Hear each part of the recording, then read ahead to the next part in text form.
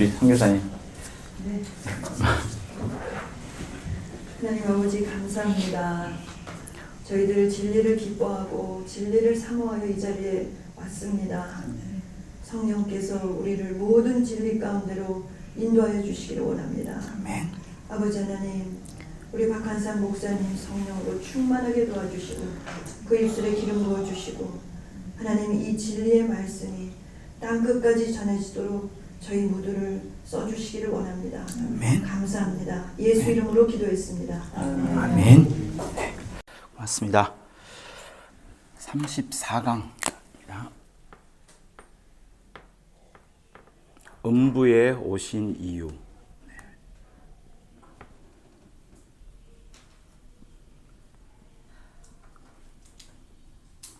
음부에 오신 하나님, 책에는 음부에 오신 하나님으로 되어 있고요.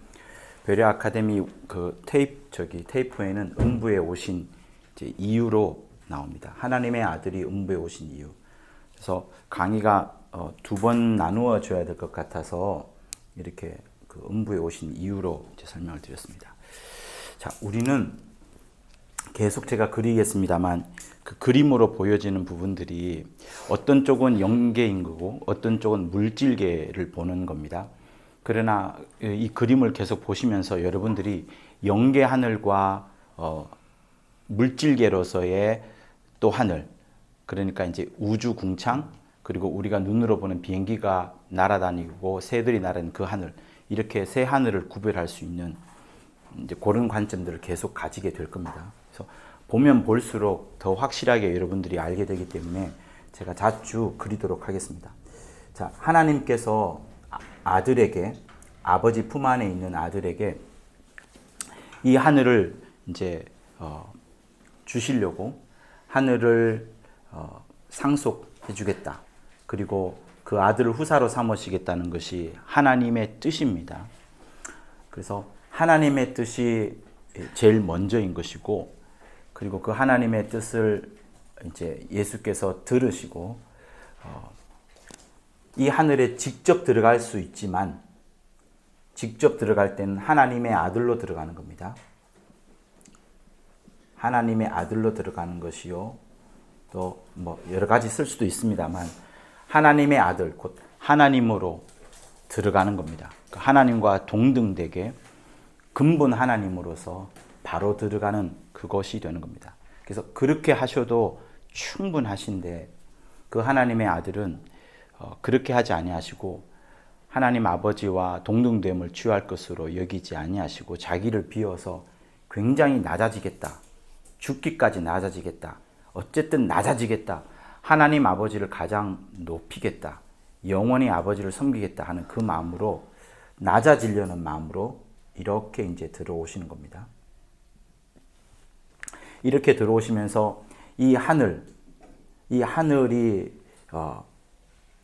영광과 또 하나님의 어떤 다스림으로 충만하지만 그래도 가장 어두운 공간이라 할 수 있는 이 음부, 가장 이 하늘에서 멀리 떨어져 있는 공간, 어두운 공간, 이 공간을 통해서 들어오시면서 여기는 높으시고 여기는 낮고 이렇게 하면서 높으신 분에게 바로 가는 것이 아니라 가장 낮은 곳을 통하여서 가겠다. 이런 마음을 예수께서 아들이 품으신 겁니다. 그래서 이 공간을 음부라고 해요. 음부. 음부는 그늘질다 할 때 음자고요. 마을 부자입니다. 부락할 때 부자 있죠. 부락. 그래서 그 그늘진 공간, 그러니까 하늘에 빛이 가득 차 있고 영광이 가득 차 있는 이 공간 속에서 가장 어두운 공간이라 할 수 있는 그 공간, 그 공간을 통하여서 가장 낮아져서 들어가겠습니다. 이렇게 마음을 품으신 겁니다. 근데 그 낮아짐의 정도를 어디까지 하겠느냐라고 아들이 생각할 때 죽음까지 가장 낮추는 방법이 죽음입니다. 그러니까 어떤 분은 이런 이야기를 해요. 그 빌립보서 2장에 보면은 자기를 비워라는 말이 있어요. 지난번에도 여러분한테 한번 말씀을 드렸었는데 자기를 비워라는 단어가 있거든요. 그는 근본 하나님의 본체시나 하나님과 동등됨을 취할 것으로 여기지 아니하시고 오히려 자기를 비어가 이제 그 지난번에 말씀했던 케노시스가 돼요. 케노시스. 원어로 보면 비어가 아마 제가 잘 엔케노시든가 뭐 이렇게 뭐 앞에 N자가 붙는 건 맞고요. 이렇게 되는데 어쨌든 이 단어가 비어라는 단어가 그 이제 원형을 찾아보면 케노시스 쪽으로 갑니다. 그래서 요거를 갖고서 어떻게 설명하냐면 하나님의 신성이 예수에게 있는데 예수에게는 하나님의 신성과 참 사람으로서의 인성 둘 다를 갖고 계십니다. 요건 학자들이 하는 얘기예요. 자기 하나님의 신성을 감추거나 아니면 일부 포기하셨다. 다 없앤 것은 아니고 이 케노시스를 비어를 일부 하나님의 신성을 감추었거나 아니면 일부 포기하시면서 이제 성육신하시고 이 땅에서 고난 받으시고 십자가에서 가장 낮아지시고 그러면서 완전히 죽으시는 이제 그렇게까지 이제 고를 이야기합니다. 근데 여기에 대해서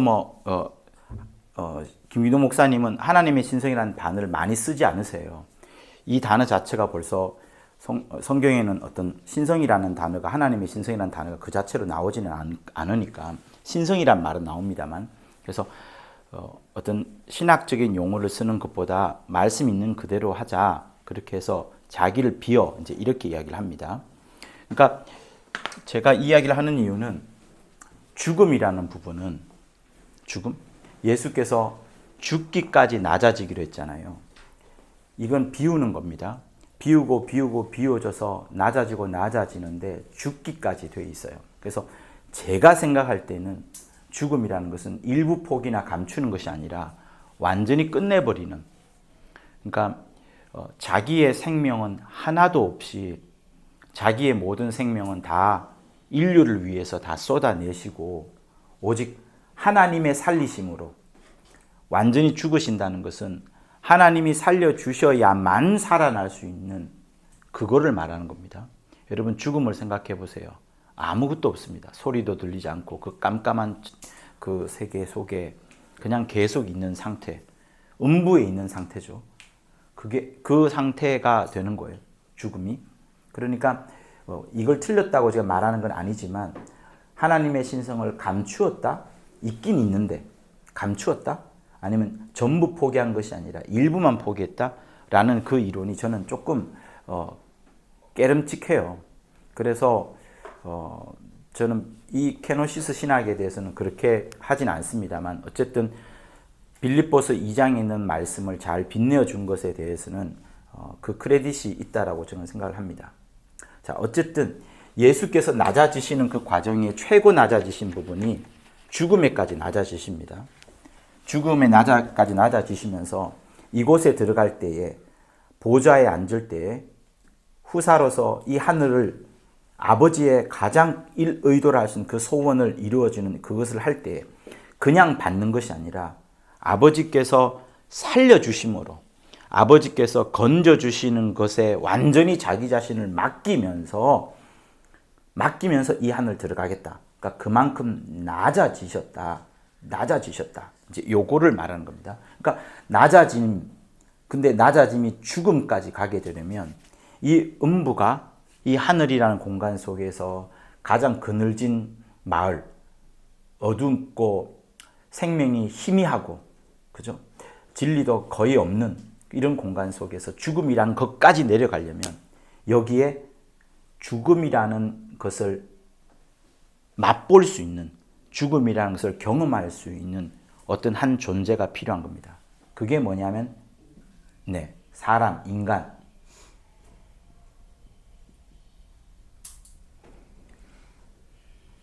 천사도 영적 존재예요.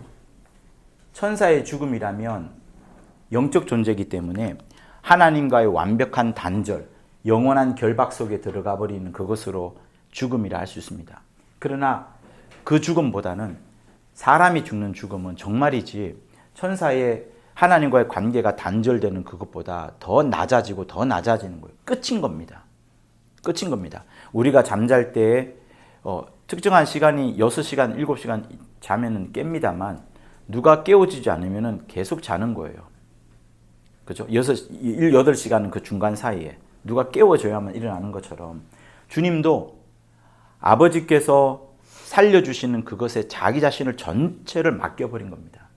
그런 부분에 있어서는 하나님 아버지가 가장 높으시고 자기는 그때만큼은 가장 낮아져 버렸고 그때만큼은 하나님 아버지만 생명의 극치 그 이상 생명이 없다라는 것을 드러내 버리셨고 그 생명의 극치인 아버지를 드러낼 때 자기 자신은 정말로 낮아져 버린 죽음보다 음부보다 더 낮아져 버린 그렇게까지 낮아진 그곳으로 인자가 생각을 하시는 겁니다.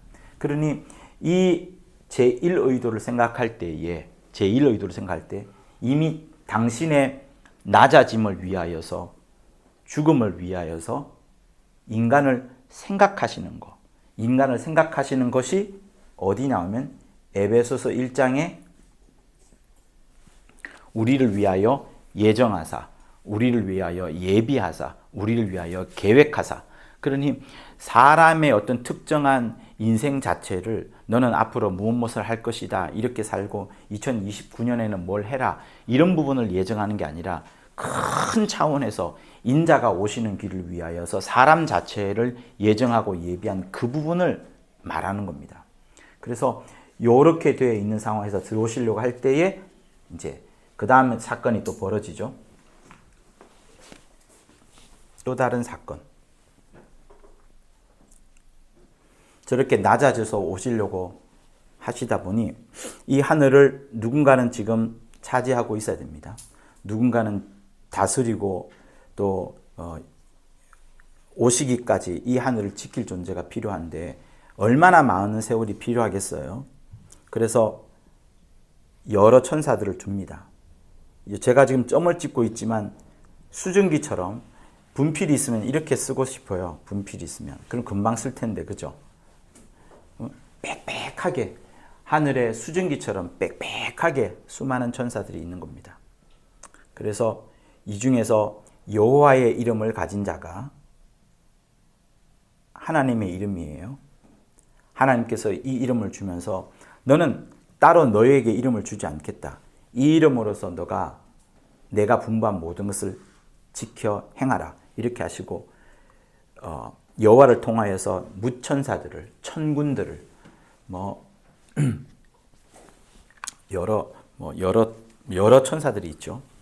스랍이라든가 그런 여러 천사들을 다 이제 다스리게 됩니다. 각각의 처소를 지켜내어라. 너희들의 지위를 온전히 하여라. 이렇게 말하는 중에 한 천사장이 같은 급인데 내가 얘보다 더 높을 수 있을 것인데 내가 뭇별 위에 여러 별들이 있지만 그 뭇별들 위에 내가 좌정하리라. 내가 너와 비기리라. 높은 보좌를 더 세우리라 하는 그런 마음을 품고 있다가 점점 주변 사람들한테 이제 주변 존재들한테 이야기를 하는 거죠.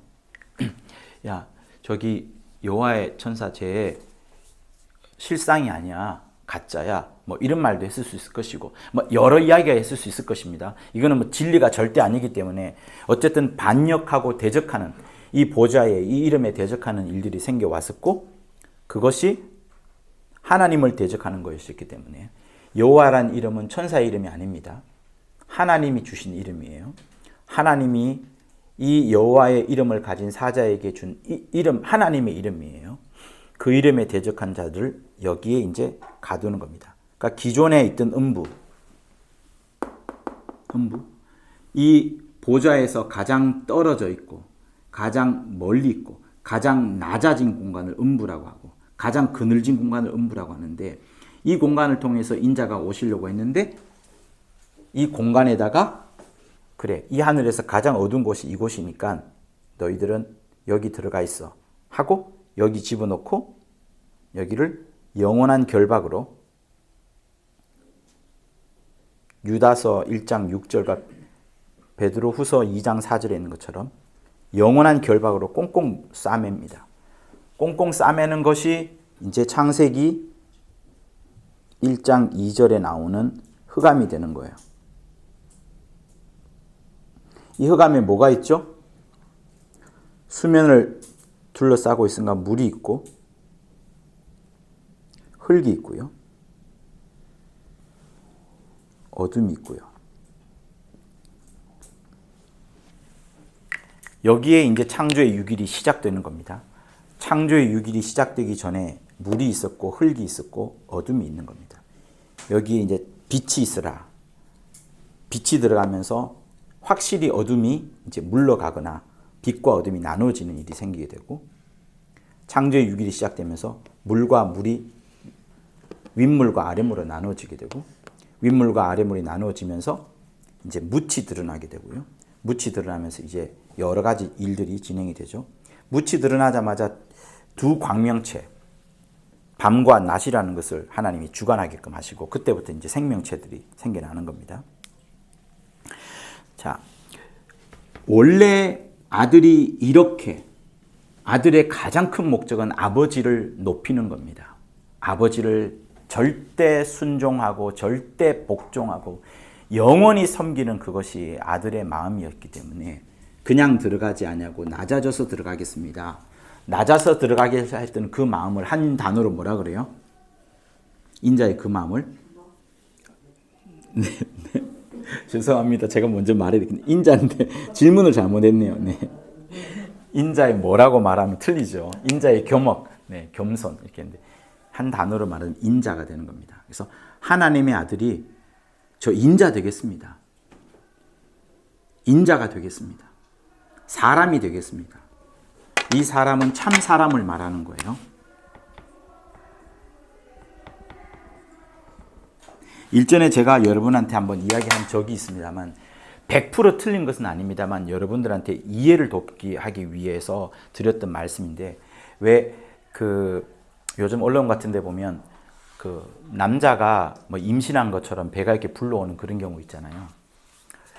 그거는 정상은 아니에요. 그죠? 정상은 아닙니다. 비정상이에요. 그러니까 그런 사람을 사람이라고 하지 않습니다. 그러나 충분히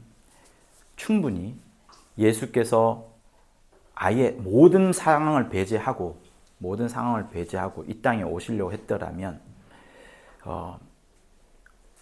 제일 먼저 생각해 볼 수 있는 것은 그거예요. 예수께서 부활하신 다음에 벽을 통과하셔서 오셨습니다. 그리고 영은, 제자들이 막 놀라지 않습니까? 영은 뼈와 살이 없다, 피가 없다. 너희는 만져봐라. 진짜 만져봐라. 벽을 통과하면서 들어오셨으니 얼마나 놀랐겠습니까? 분명히 영이라고 생각을 하죠. 성경은 그것을 낱낱이 정확하게 기록을 합니다. 그리고 주님의 말씀이기 때문에 진짜인 거예요. 그 말 안 믿으면 우리 뭘 믿겠습니까? 벽을 통과해 오셨어요. 그것으로 끝나지 않고 만져보라 합니다. 만져보라 했었고 다들 만져봅니다. 한 명만 만져봤겠어요? 저는 제일 먼저 만져볼 것 같아요. 그죠? 도마처럼 진짜 찔러 넣어보고 싶을 거예요. 그리고 나서 그것으로 끝나지 않고 음식을 달라 하면서 그 음식을 드십니다. 이게 목구멍으로 넘어가는 거예요. 그러니 그것처럼 예수께서 이 땅에 오시려고 한다면, 이렇게 낮아진 공간에 오시려 한다면 사실은 아담 없이도 오실 수가 있어요. 그리고 조금 더 진보해서 보자면 아담 없이 온다면 사람이 될 수가 없습니다. 사람은 뭐예요? 참 사람은 뭐예요?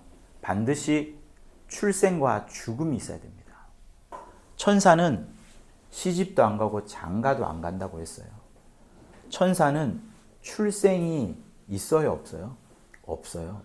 천사에게 죽음이 있다라고 하지만 우리가 아는 수준의 죽음이 아닙니다.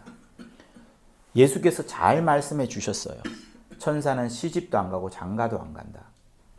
창세 때, 이때 만들 때 확 만들어버린 겁니다. 미가엘, 너는 근육 빵빵하게 만들어. 나쁜 녀석, 그 녀석은 넌 좀 빛이 좀 바라도록 그렇게 해봐. 너는 빨리 소식을 전할 수 있도록 날개를 멋지게 한번 해보는 게 어떨까 하면서 그때 동시에 다 만드는 겁니다. 그러나 사람은 그렇지 않아요. 참 사람이라는 것은 반드시 출생과 죽음의 이 과정을 통해서 오시게 되어 있습니다. 그런데 인자가 이 땅에 오시려고 한다면 벽을 통해서 그냥 오실 수도 있지만 그렇게 하지 아니하시고, 또 두 분 조금 더 나아가자면 에덴 동산에서 아담의 아담을 빌어서라도 오실 수 있으십니다. 그건 조금 우리가 영화 속에나 보는 어떤 그런 좀 좋지 않은 그런 모습일 수 있겠죠. 그러나 그렇게 오실 수 있습니다. 그리고 그 다음에 이제 예수께서 실제로 참 사람으로 오시기 위하여서 하와가 이제 필요한 겁니다. 여자의 태에서 나오셔야 되니까. 그래서 우리 모두는 여자의 태를 통하여서 출생을 하게 된 겁니다.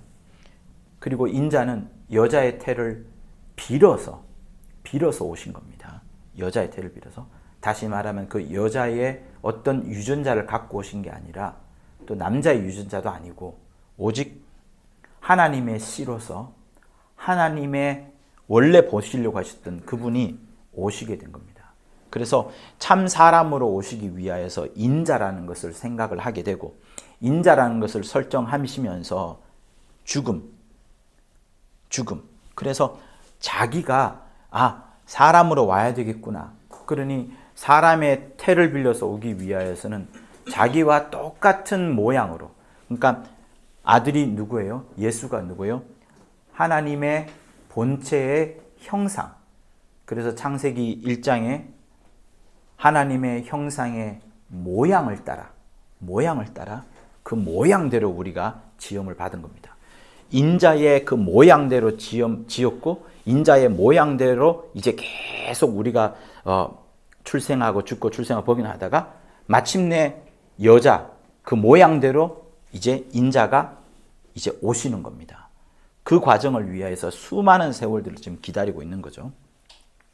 그게 이제 1의도고, 2의도 같은 경우에는 이렇게 하늘에서 이름을 대적하고, 다시 말하면 하나님께 대적했던 자들을 이곳에 가두고, 이곳에서 영원한 결박으로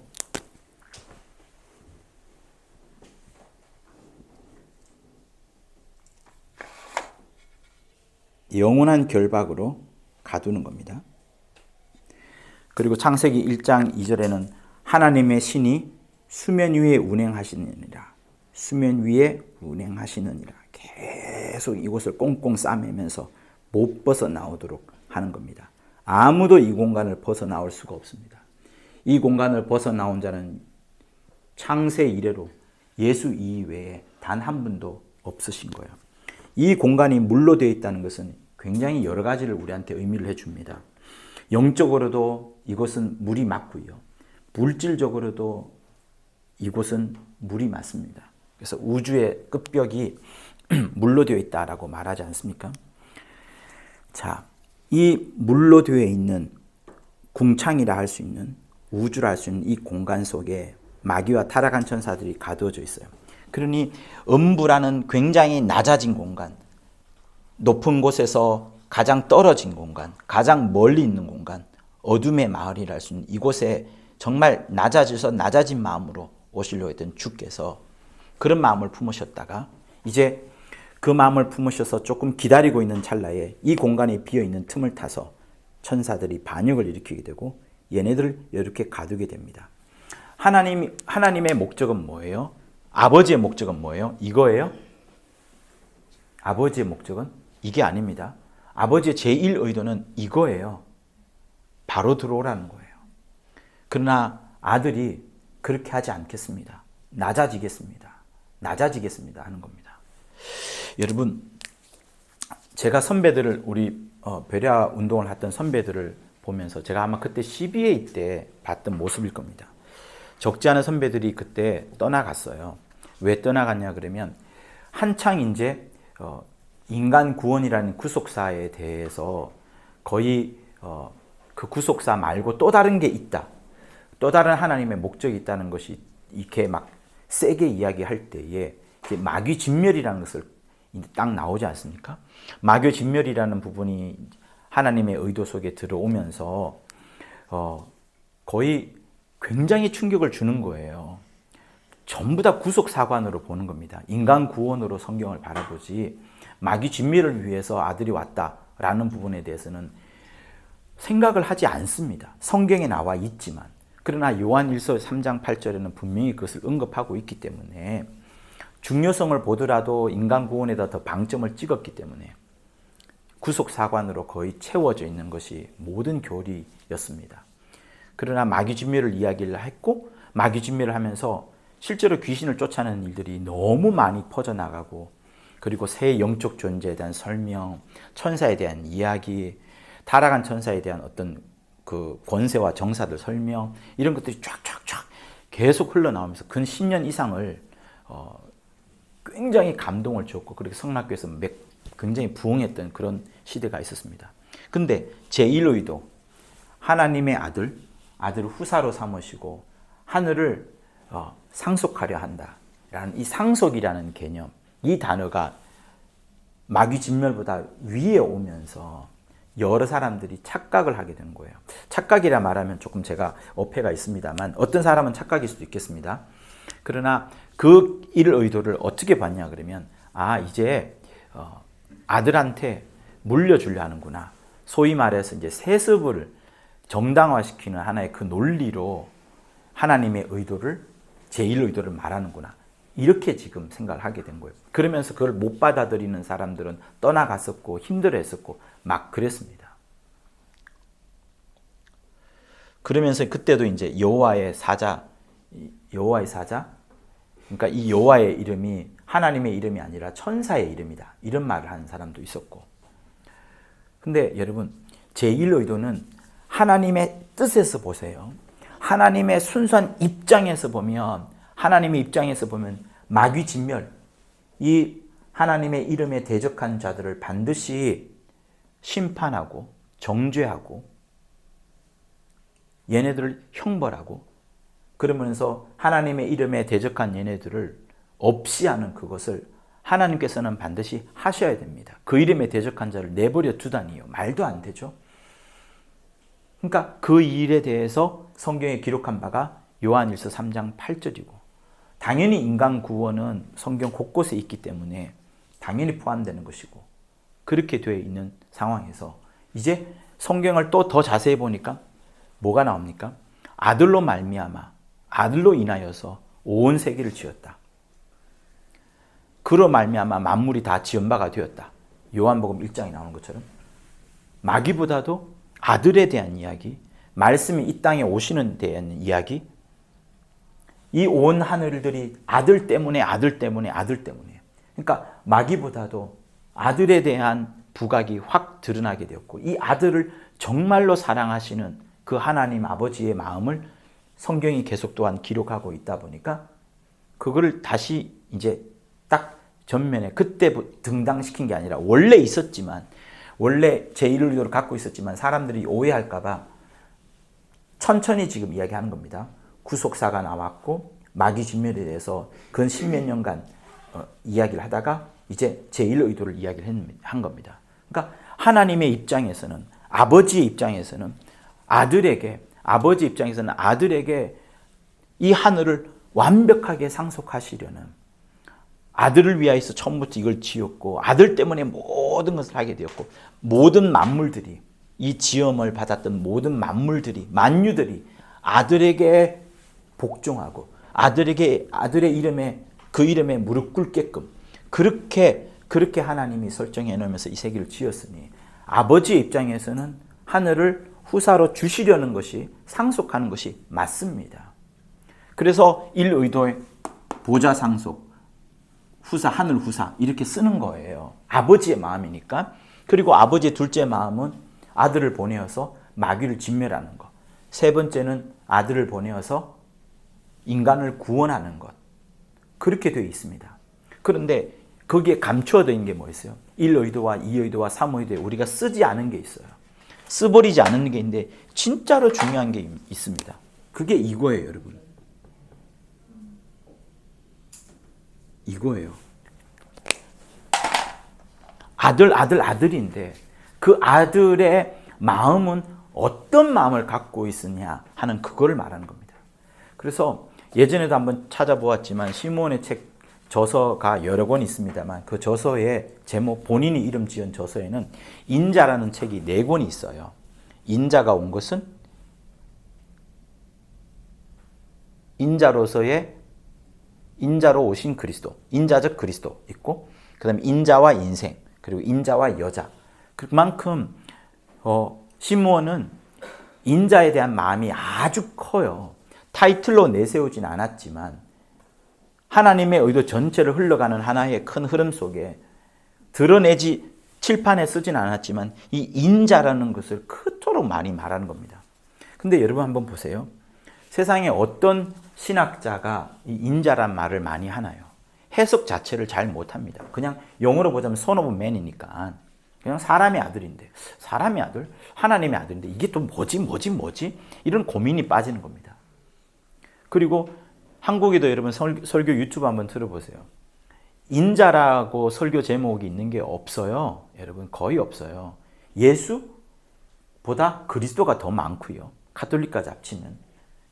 그렇게 되지 인자란 말은 잘 하지 않습니다. 그러니까 이 인자라는 용어 자체가 사실은 시몬이 가장 독보적으로 쓰는 용어일 거예요.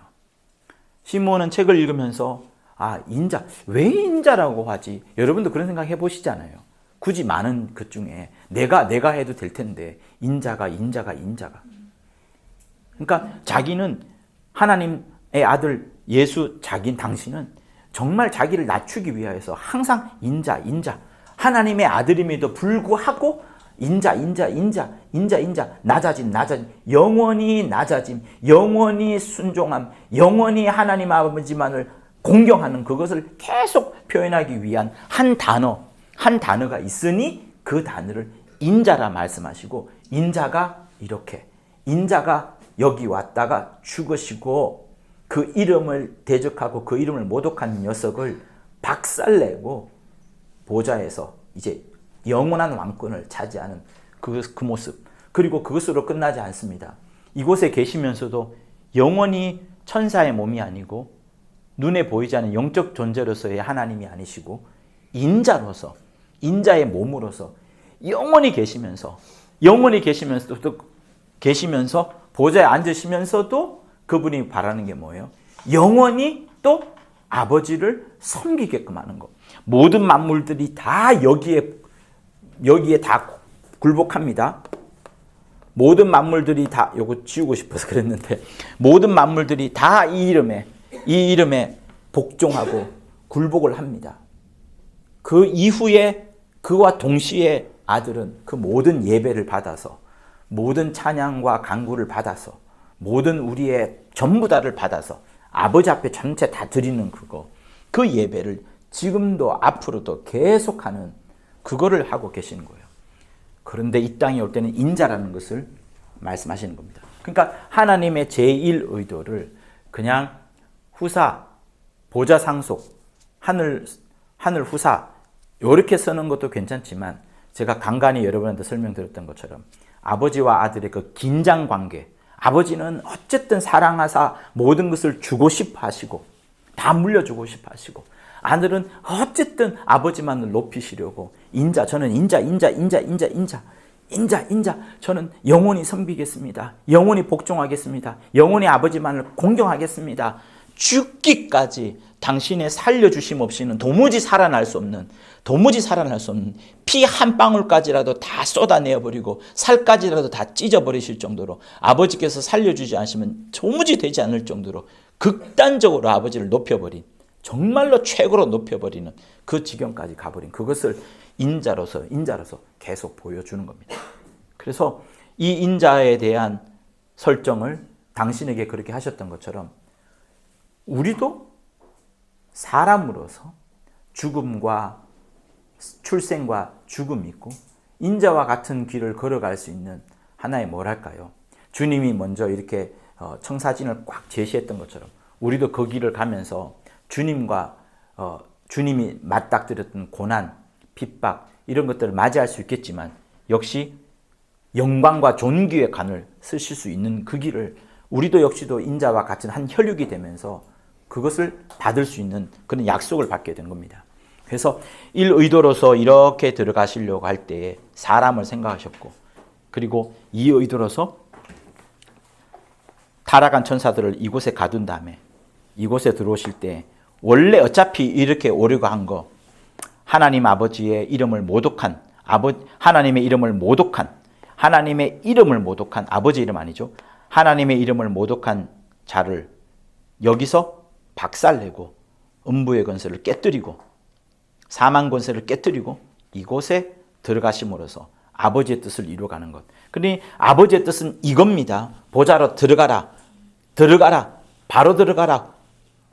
다 가져라. 너가 후사가 되라. 너가 상속자가 되어라. 너가 모든 것을 가져라. 그러나 낮아지겠습니다. 반역한 자들이 있을 때 그 반역한 자들을 어차피 낮아져서 들어갈 것. 이곳에서 죽음도 똑같지만 그러나 사망 권세자인 마귀를 박살내고 들어가는 것으로 그렇게 하신 겁니다. 그래서 이 두 가지 개념을 함께 이제 볼 수 있으면 좋을 것 같아요. 그리고 늘 잊지 말 것은 이 인자라는 개념. 신무원이 크게 많이 쓰지는 않았지만 그의 책 속에는 인자가 항상 있다는 거. 그래서 이 마음을 아무도 많이 주장하지 않는 이 마음. 그러니까 이 마음은 겸손과 겸허과 절대 하나님만을 높이는 것, 하나님을 영원히 섬기는 것, 죽음에까지 낮아진다 할지라도, 죽는 순간에 한 방울의 목숨에 그 숨조차 없다 할지라도, 그렇게 낮아진다 할지라도 아버지만을 가장 높이려 했던 그 모습을 여러분 발견할 수 있어야 되는 겁니다. 자, 이렇게 보도록 하고요. 우리 잠시 쉬었다 할까요? 에어컨이 안 나와요, 그죠? 아, 그래요? 네. 네. 잠시만 쉬죠.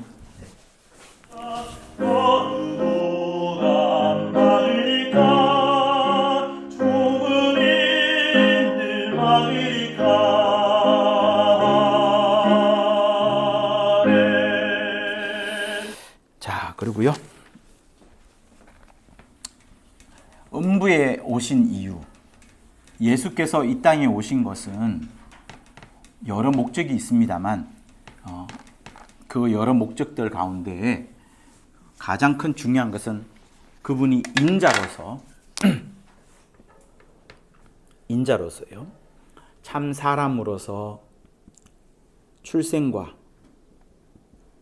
죽음을 경험하시고 출생과 죽음을 경험하시면서 하나님 아버지만을 가장 높이려 한 그 부분이 이제 가장 중요합니다. 참 사람은 출생과 죽음이 있다라고 말씀드렸어요. 출생이 축복이에요, 축복 아니에요? 축복 아니라고 생각하는 사람 아무도 없습니다.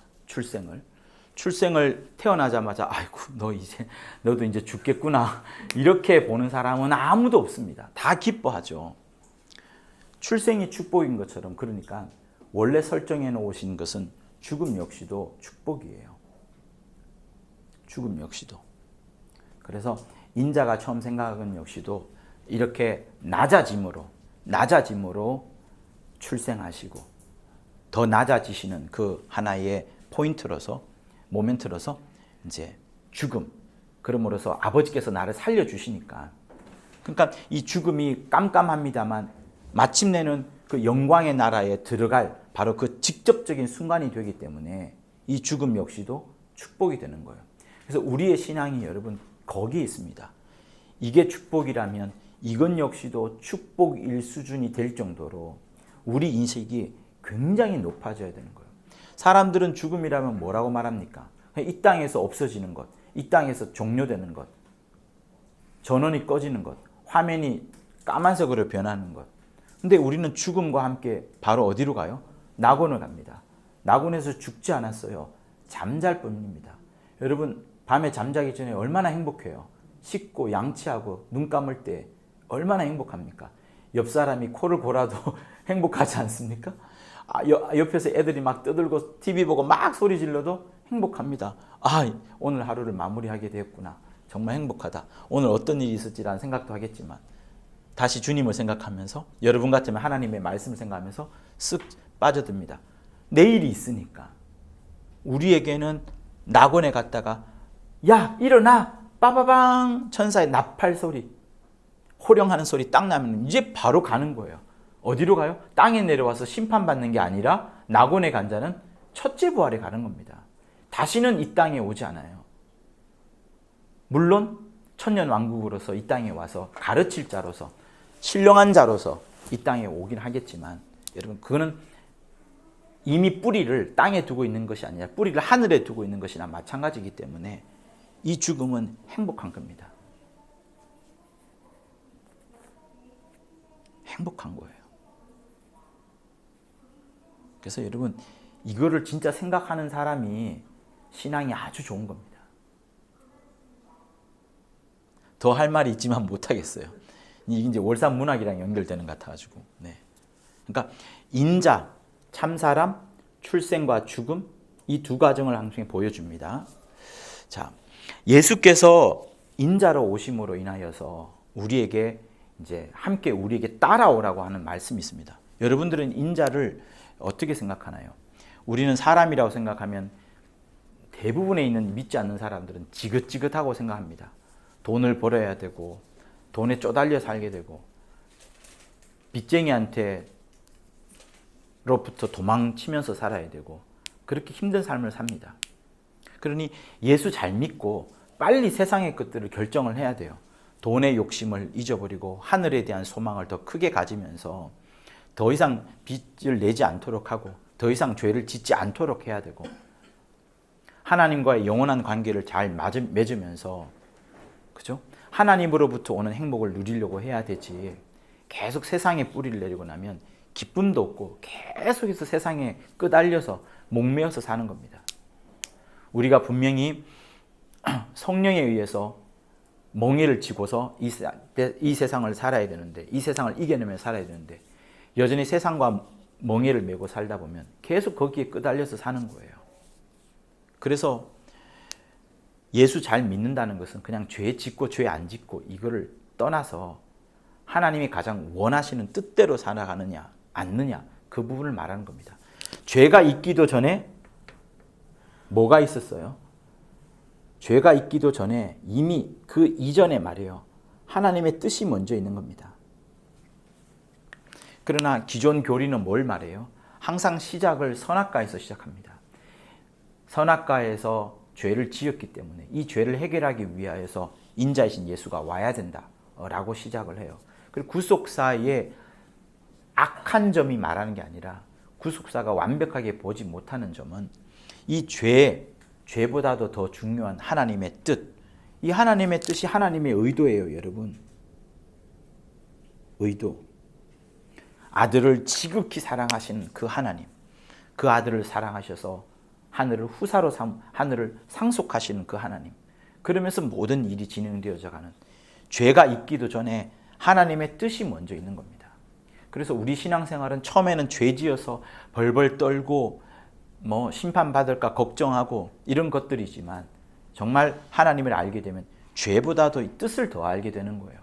죄에 묶여서 사는 삶, 죄를 벗어나려고 하는 삶이 예수 믿는 삶이 아니고 하나님의 뜻에 묶여가지고 그 뜻이 무엇인지 그것 때문에 행복해하고 그 뜻을 이루지 못한 것에 대해서 안타까워하고 회개하고 그것이지 포인트가 가장 중심점에 죄가 있는 게 아니라고요. 죄가 있는 게 아니라고요. 가장 마음의 중심에 죄가 항상 있는 사람은 율법이 중앙에 있는 것이고 양심이 중앙에 있는 겁니다. 그러나 예수께서 오셔서 우리에게 늘 말씀하시고 예수께서 이 땅에서 계실 때 어떤 마음을 가셨어요? 항상 아버지, 아버지, 아버지. 우리 요한복음 14장 한번 보실까요?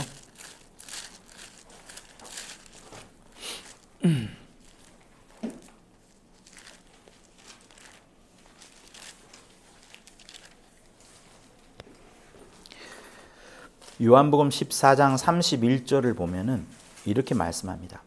오직 내가 아버지를 사랑하는 것과 아버지의 명하신 대로 행하는 것을 세상으로 알게 하려 함이로라. 온 세상에 예수께서 보여주고 싶으신 것은 당신이 아버지를 얼마나 사랑하는 것과 아버지께서 명하신 대로 모든 것을 하는 그것을 세상으로 알게끔 한다. 이것이 예수의 가장 원하는 바입니다. 그러니 당연히 예수를 보고서 아버지를 못 보는 것은 잘못된 거예요. 예수를 이 땅에 오신 모습을 보면서 하나님 아버지의 계심을 모르는 것은 말도 되지 않는 겁니다. 우리는 모를지라도 예수는 끊임없이 아버지를 사랑하는 것과 아버지의 명하시는 대로 행하시는 것을 보여주려고 했어요. 그리고 그 윗절을 읽어보세요. 28절 끝부분이 중요한데 내가 갔다가 너희에게로 온다는 말을 너희가 들었나니 나를 사랑하였다면 나의 아버지께로 감을 기뻐하였으리라. 아버지는 나보다 크심이라. 너희들이 진짜로 나를 사랑한다면 내가 아버지께로 감을 너희들이 기뻐할 것이다. 그러니 보세요. 창세가 이루어지고 천사가 타락을 하고 빛이 나누어지고 빛이 들어오고 물과 물이 드러나고요. 많은 것들이 있습니다. 그러나 아버지 뜻은 여기에요, 여러분. 빨리 아들아 들어가라 이거예요. 이겁니다. 제가 또 말씀드리지만 2000년 전에 예수께서 이렇게 들어오시기 전까지는 모든 게 비밀이었습니다. 여러분, 이거는 저도 에베소서를 설교하면서 한 절 한 절 설교를 하면서 바울이 하도 신비 비밀 만세로부터 감추었던 비밀 하길래 하도 그게 뭔가라고 며칠이 아니죠. 거의 몇 달을 기도했을 거예요. 그리고 나서 제가 확 알게 된 것은 2000년 전과 2000년 전에 정말 확 열려버린 겁니다. 2000년 전에 어떤 이름이 여기에 있다 하더라도 여러분 그가 엄청난 권위로 일을 하고 또 유대민족이 그 이름을 많이 높인다 하더라도 여러분 그거는 하나님께서 드러내신 이름이 아니라고요. 2000년 전에서야 바울이 그토록 고백했던 것처럼 확 비밀이 여기 확 들어와 버린 거예요. 확 들어와 버린 거예요. 그 비밀이 확 들어와 버린 거예요. 비밀이 완전히 노출돼 버린 겁니다. 그래서 천사들도 그때 충격받았고 이 음부의 공간에 있는 타락한 천사들도 그때 충격받았고 다 그때 충격을 받은 겁니다. 그제서야 이 이름이 예수라는 이름이 온 곳곳에 흘러가게 된 거예요. 여러분 에베소서 3장을 한번 보시겠어요?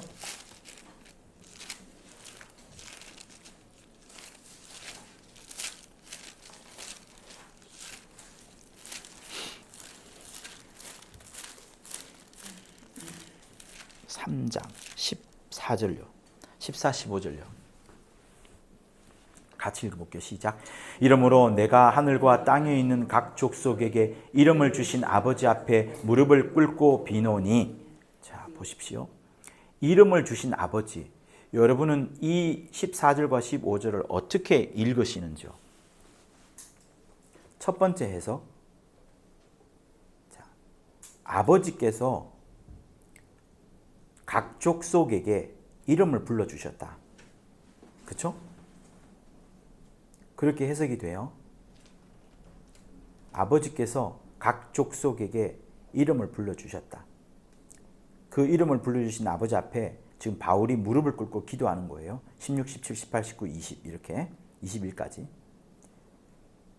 아버지께서 족속에게 이름을 지었고 불러주셨다. 이걸로 해석이 돼요. 아니면은 15절만 혹시 덜렁 보게 되면 이름을 주신 아버지. 아버지가 이름을 주셨구나.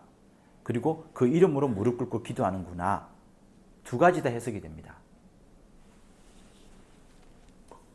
그죠? 여러분들은 어떻게 생각하세요?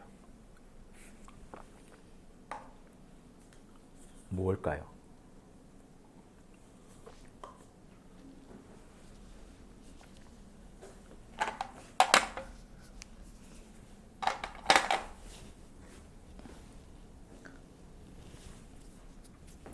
저도 다 검색해 봤어요. 검색해 보면 뭐라고 나오는지 아세요? 여러분 요즘 검색할 때 어떻게 찾아보는 줄 아세요? 자, 대부분의 설명은 이 부분을 어떻게 설명하냐면 하나님께서 이스라엘아 이스라엘아 부르잖아요. 야곱아 야곱아 부르시고 이스라엘아 이스라엘아 내가 너를 내 백성으로 삼았노라. 너는 나의 백성이니라. 내 영광을 빛낼 자느니라. 이렇게 하면서 이스라엘 부르는 그 장면처럼 야곱에게 이스라엘 이름을 주는 그것처럼 이제 은혜의 시대이기 때문에 이스라엘만 아니라 바빌로나, 시리아, 수리아야 뭐 이렇게 메소포타미아야 이렇게 부르시는 것처럼 각각의 족속들의 이름을 불러주시는 그렇게 생각을 합니다. 그래서 마치 이름을 불러줌으로 인해서 어떤 서로 간의 관계가 설정되어지는 그런 부분이 있죠. 제가 저기 있는 어떤 분한테 아줌마 이렇게 말하는 것보다 누구누구 집사님 말하면 관계가 와야 다릅니다. 그죠? 그래서 목사가 목회할 때 굉장히 중요한 부분이 이름을 불러주는 그 부분이 매우 중요합니다.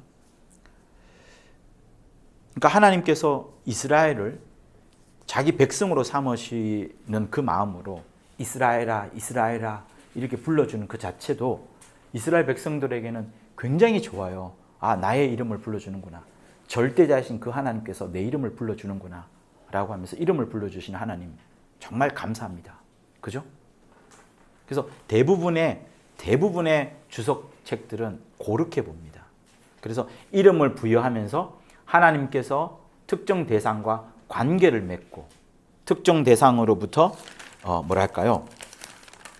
교제를 하게 되고 그 특정 대상에게 사랑과 은혜를 끼치고 그 이름을 불림받는 사람은 듣고 순종을 하게 되고 사랑과 은혜를 받았던 그 이름이 불리진 대상은 이제 사랑받았고 은혜 받았기 때문에 죄를 이겨내려 하고 삶을 예수 잘 믿는 삶으로 예수 원하는 삶으로 하나님의 뜻대로 되는 삶으로 살아가게 되는 그것이 맨 첫 단계 이름이라는 것으로 이제 불려진다 이렇게 말하는 겁니다. 그렇게 대부분 해요. 저는 이 부분도 나쁘지 않다고 봐요. 존중합니다. 그래서 제가 이 부분을 설교할 때 이 갖고 설교를 했어요. 시작할 때. 근데 설교하는 중에 제가 불현듯 제 머리를 꽝 치는 게 있었고 그래서 설교를 안 하고요. 다시 기도하고 다시 바꾼 부분들이 있습니다. 자, 그 이야기 들어가기 전에 혹시 여러분 이 이야기 아시죠? 내가 이름을 불러주기 전에는 그는 다만 하나의 몸짓에 지나지 않았다. 내가 이름을 불러준 그때에 그는 내게로 다가와 꽃이 되었다. 누구시죠? 김춘수. 그리고 그 시의 맨 뒤에 가면 몸짓이 눈짓으로 바뀝니다. 몸짓이 그러니까 꽃이 막 자기 여기 있어요 여기 하면서 막 몸짓 하겠죠. 근데 이제 서로가 서로에게 눈짓을 보내는 겁니다. 제가 아마 우리 올가한테 윙크하면 반응을 당연히 안 보이시네요. 네. 보이시네요. 네. 눈짓을 하면 반응을 보이는 그것처럼 이름을 불러줄 때 관계가 형성이 돼요. 관계. 여러분 이거 잘 들으셔야 됩니다. 재밌어요. 관계가 형성되면서 저 사람이 내게 사랑을 주는구나. 저분이 내게 은혜를 주시는구나. 그 실제로 내가 사랑받고 은혜를 얻습니다. 이름을 부를 때 너무 좋았어. 정말 사랑받는 것 같았어. 은혜 받았어. 그 사랑받았고 은혜 받았기 때문에 피조물인 우리는 그래, 그분이 가장 싫어하는 죄는 나는 멀리해야지. 그분이 가장 좋아하는 하나님의 뜻대로 살아야지. 내 삶을 하나님의 영광 돌리는 삶으로 살아야지 하면서 바꾸게 됩니다. 그 맨 앞에 뭐가 있다고요? 이름이 있는 거예요.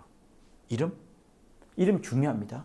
그리고 하나님의 의도에 있어서도 이름이 중요해요, 안 중요해요? 매우 중요합니다. 매우 중요합니다. 아담이 여러분 창세기 2장 한번 펼쳐 보시겠어요?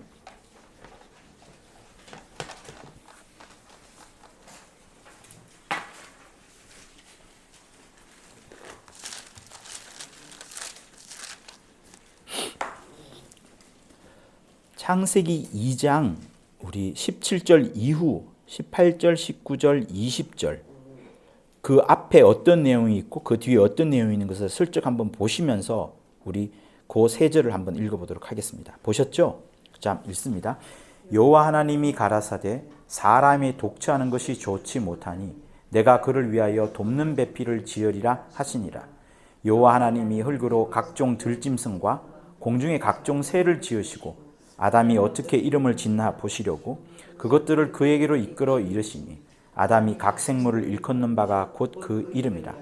아담이 모든 육축과 공중의 새와 들의 모든 짐승에게 이름을 주니라. 아담이 돕는 배필이 없으므로. 여러분, 창세기 1장에도 아담의 이름이 나오지 않습니다. 창세기 2장 7절 보세요. 생기를 그 코에 불어넣으셔서 사람이 생명이 됩니다만 아직 이름을 짓지 않습니다. 8절 에덴 동산에 그 사람을 두었다라고 말씀을 하지만 이름을 불러주지 않습니다. 그죠? 네 강이 흘러요. 네 강도 이름이 있습니다. 비손, 기혼, hit데겔, 유브라데 다 이름이 있습니다. 근데 이름이 없어요. 에덴. 그러다가 갑자기 하나님이 그 사람에게 아담이라 이름을 지었느니라 라는 말이 없어요. 그죠? 우리가 잘 알고 있는 16절 동산 나무 실과 마음대로 먹는 거, 17절 선악과는 절대 먹지 말라. 그리고 나서 바로 나오는 게 돕는 배필이 나옵니다. 여러분 같으면 19절 빼도 되지 않아요? 돕는 배필 이야기합니다. 돕는 배필을 이야기를 하는데 왜 갑자기 이름 짓는 게 왜 들어갈까요? 20절에도 이름 짓는 게 있어요. 그리고 바로 이어서 돕는 배필이 나옵니다. 20절을 21절을 아담이 돕는 배필이 없으므로 여기부터 줘도 되는데 그렇지 않습니다. 히브리 성경이 연결하고 있다는 부분을 여러분 기억하셔야 돼요. 그러니까 이름을 짓는 거하고 돕는 배필하고 적지 않은 관계가 있습니다.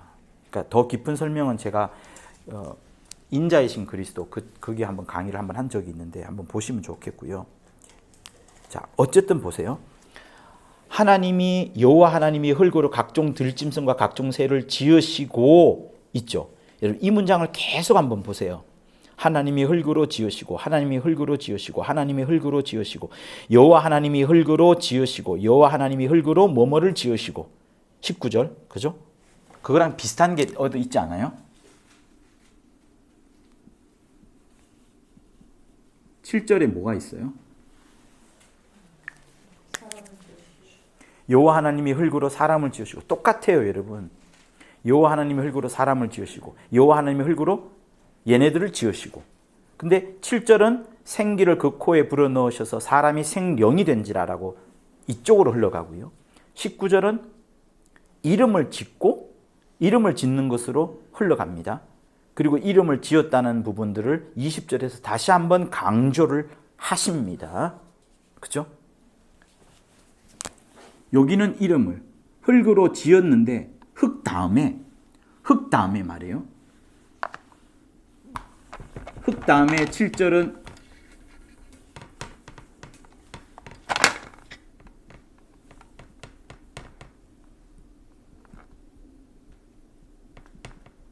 흙 다음에 생기를 불어넣으셔서 생령이 되게끔 합니다.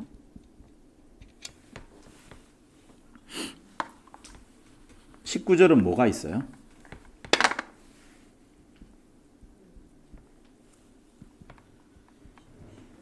(7절은) 흙으로 사람을 지으신 다음에 생기를 불어넣으셔서 생령이 되게끔 합니다.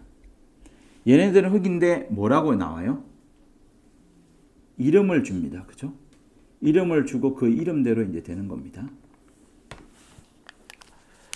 시므온은 제 해석이 아니기 때문에 시므온 거라고 말을 할게요. 요걸 같은 이치로 봅니다. 같은 이치. 그래서 제가 좀 궁금해서 여러 번 기도했어요. 그러니까 뭐 다른 뭐가 있는 건 아닙니다. 이 흙은 누구예요? 아담이 생명을 받기 전이니까 맞아요. 네피림이에요. 네피림과 하나님과 관계를 맺을 수 있을까요? 교제할 필요가 없어요. 하나님은 영이세요. 관계를 맺을 수가 없어요. 하나님이 교통하시려면, 대화를 나누려면, 관계를 맺으려면, 뭔가를 전하고 주고받으려면 영이 필요합니다. 영을 부여하는 거예요. 그래서 그때로부터 이제 교제가 되고, 그러면서 저는 이제 성경에 나오진 않지만 아담이라고 하나님께서 이름을 부르셨을 거라 생각을 해요. 아담이라고 하나님이 아담아 이렇게 불렀을 겁니다. 저의 생각입니다. 자, 각종 새들과 각종 짐승들한테 하나님을 대신하여서 아담이 그들의 이름을 불러줍니다. 그냥 여러분 코끼리 이 정도가 아니라 진짜로 코끼라 동산을 거닐면서, 동산에 누가 있어요? 아무도 없어요.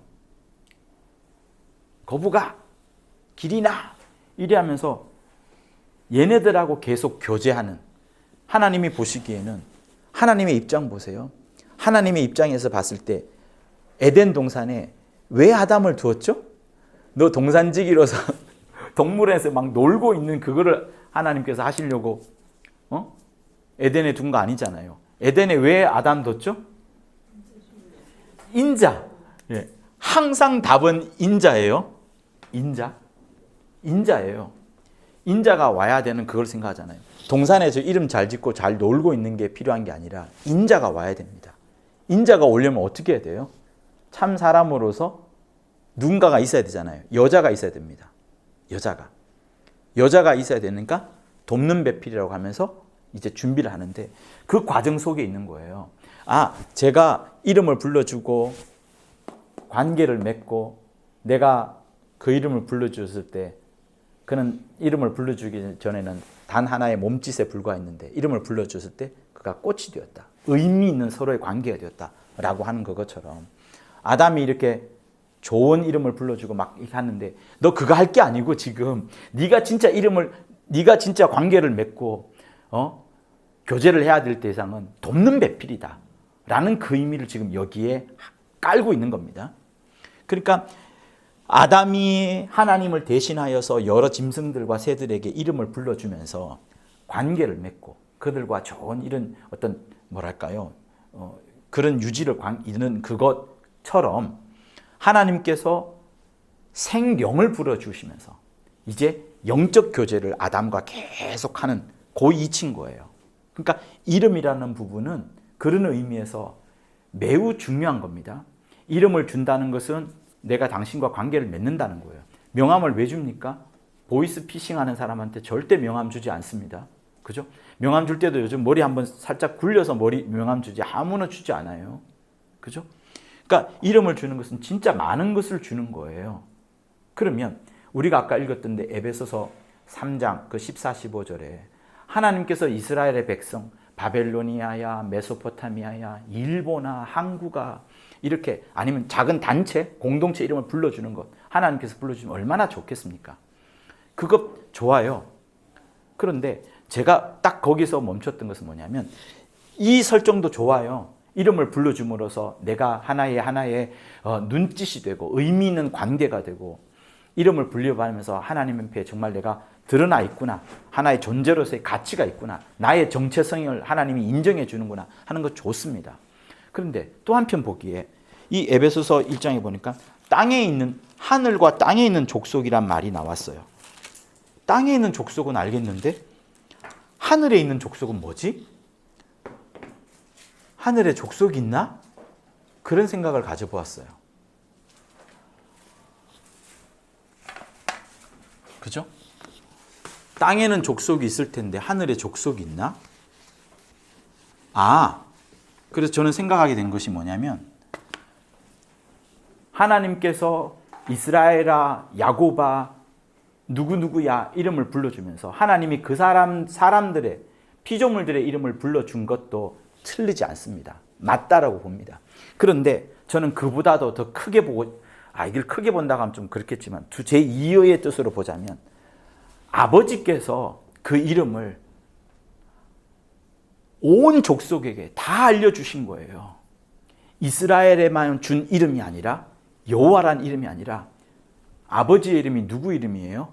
요한복음 17장을 읽어보시죠. 내게 주신 아버지의 이름, 내게 주신 아버지의 이름을 저들을 보존하여 지켰나이다. 내게 주신 아버지의 이름을 예수께서 이 땅에 보여주신 거예요. 그러니 아까 여기 그렸던 것처럼 2000년 전에 예수께서 여기 들어오시기 전에는 여기에 있는 이름은 진리가 아니라고요. 하나님이 주신 이름이지만 하나님이 이 이름을 온 세상 천지에 앞으로도 영원히 가르쳐 주려고 했던 이름이 아니라 2000년 동안에 감추어 두었다가 마침내 드러내신 이름. 그래서 저는 이렇게 생각합니다. 이름을 주신 아버지, 이름까지 주실 정도로 당신의 이름을 마음대로 부를 수 있을 정도로 당신의 이름 앞에 모든 무릎이 다 무릎 꿇지 않습니까? 모든 무릎이 무릎 꿇습니다. 그리고 그 이름으로 기도하도록, 그 이름으로 영생을 얻도록, 그 이름으로 구원함을 받도록. 이스라엘 땅만 아니에요. 온 이방인까지 다 흘러가는 겁니다. 그러니 2000년 전에는 철저하게 유대 땅에만 국한되어 있는 거예요. 만약에 하나님께서 구원하신다고 하더라도 유대 땅에 있는 그 아브라함의 후손들, 걔네들하고만 구원의 어떤 약속이 주어져 있는 것이지. 그러니까 제가 구원의 약속이라니까 복음을 말하는 게 아닙니다. 어떤 관계에 대한 어떤 하나님과 조건을 주고받는 그런 관계에 있는 것이지. 아브라함의 족속 이외에는 관심이 없으세요. 왜? 이분 때문에. 여러분, 인자가 오시기 위한 길을 계속 하나님은 주고 보시는데 그 인자가 오시기 위한 사람으로서의 약속을 맺은 첫 번째 대상이 아브라함이에요. 아브라함. 그러면서 아브라함의 후손을 계속 지켜보는 겁니다. 우리가 지금 2000년대 살아가면서 예수 이름을 알게 되어서 우리는 이제 구원함을 얻게 되었습니다. 우리 이전의 존재들, 우리 이전에 계셨던 분들은 죄송합니다만 어쩔 수가 없어요. 그 이름을 모르기 때문에 구원함을 받을 수가 없습니다. 그거는 우리에게 하나님이 2000년 전에서야 이 이름을 온 세상에 널린 거예요. 그러니 이 하늘에 있는 족속은, 하늘에 누가 족속이 있습니까? 하늘에 무슨 각 족속이 있어요. 하늘은 천사 하나밖에 없습니다. 천사들밖에 없어요. 그러니까 저는 이 해석을 여러 매튜, 헨리 이렇게 여러 주석서들이 이제 이름을 불러줌으로써 그 존재의 가치를 드러내는 그것도 저는 틀리지 않다라고 봅니다. 그러나 그거는 45%, 저는 55%는 하나님께서 당신의 이름을 알려주셨다. 여러분, 하나님 이름이 사실 필요한가요? 하나님이 우리가 대상을 알고 그 사람과 진짜 관계를 맺으려고 할 때 이름이 필요한 겁니다. 일전에 말했다시피 얘네들은 하나님의 이름 몰라요. 하나님의 이름 필요치 않다라고 생각합니다. 하나님의 이름 필요 없어. 그냥 알라라고 말해요. 알라는 이름이 아닙니다. 알라는 해석하자면 그냥 가시예요. 엘로힘이에요. 이름이 아닙니다. 그러니까 얘네들은 하나님은 우리가 불러야 될 정도로 하나님이 낮은 존재가 아니다. 우리가 그분은 워낙 높으시기 때문에 우리가 감히 이름조차 부를 수 없다. 이름이 그래서 없다라고 얘네들은 주장을 해요. 그러니까 상당히 상당히 이런 절대 신분주의라 말하면 좀 그렇지만 어쨌든 굉장히 그렇게 높여버립니다. 그리고 이슬람이란 무슬림이란 뜻도 복종하다라는 뜻이에요. 복종하다. 그분에게 복종하다. 그러나 이름을 몰라요. 그렇게 굉장히 멀리 있습니다. 근데 하나님께서는 유대 민족한테도 YHWH만 가르쳐 주시고 이 이름을 함부로 부르지 못하게끔 했고요. 랍비들도 제사장도 못 부르게 합니다. 부를 때는 아도나이라고 말하라고 가서 목욕하고 그럽니다. 정말 소중하기 때문에 이름을 말할 수 없다라고 말합니다. 그런데 그렇게 하나님은 감추어 놓았다가 2000년 전에서야 아들 예수를 보내시면서 예수라는 이름이 하나님의 아버지의 이름이라고 딱 하고 그 이름을 갖고서 이 하늘에 들어가도록, 그리고 나서 이 이름으로 이제 다 하늘에 있는 족속까지 땅에 있는 족속까지 전부 다를 다 다스리는 겁니다. 전부 다를. 이 이름을 누구든지 부르라. 이 이름을 만방에 알려라. 온 교회여, 이 이름을 알려라. 이 이름이 중요하다. 그러니까 이름을 알게 됐으니까 우리 다시 첫 번째 해석으로 돌아와서 하나님이 정말 우리에게 이름을 주실 정도로 우리와 정말 깊은 관계를 맺고 싶어 하시는구나. 우리에게 엄청난 사랑을 주시고 엄청난 은혜를 주시고 하나님 당신의 이름을 불러가며 당신의 사랑을 구합니다. 은혜를 주세요. 은혜를 주세요. 그래서 성경에 온 천하에 구원받을 이름을 알리지 않았다. 그 이름 이외에는 알리지 않았다. 라고 할수록 또다시 이름으로 들어갑니다. 그러니까 이 이름이 진짜 중요한데 이 이름이 2000년 전까지는 감추어두던 만대로 오므로부터 계속 감추어뒀다가 마침내 쫙 하고 드러내어버린 하나님의 비밀, 경륜, 각종 지혜 다 이런 단어를 쓰면서까지 예수라는 이름을 이제 여기에 딱 두시는 겁니다. 예수라는 이름을. 이 이름은 이제 역사할 필요가 없고 예수라는 이름으로. 이제 예수라는 이름으로 이 땅을 이 하늘을 이제 다스리고 계시기 때문에 더 이상 여기서는 천사들의 반란이나 대적이 일어날 수가 없어요. 그 적시로 불타 소멸되어 버릴 겁니다. 남은 것은 주님이 재림하셔서 여기에 갇혀 있는 자들, 여기에 있는 자들, 마귀와 타락한 전사들을 심판하고 형벌하고 또 그 속에 인질로 잡혀 있는 영적 존재들에서의 사람들만, 그러니까 다른 피조물들에게는 관심이 없으세요.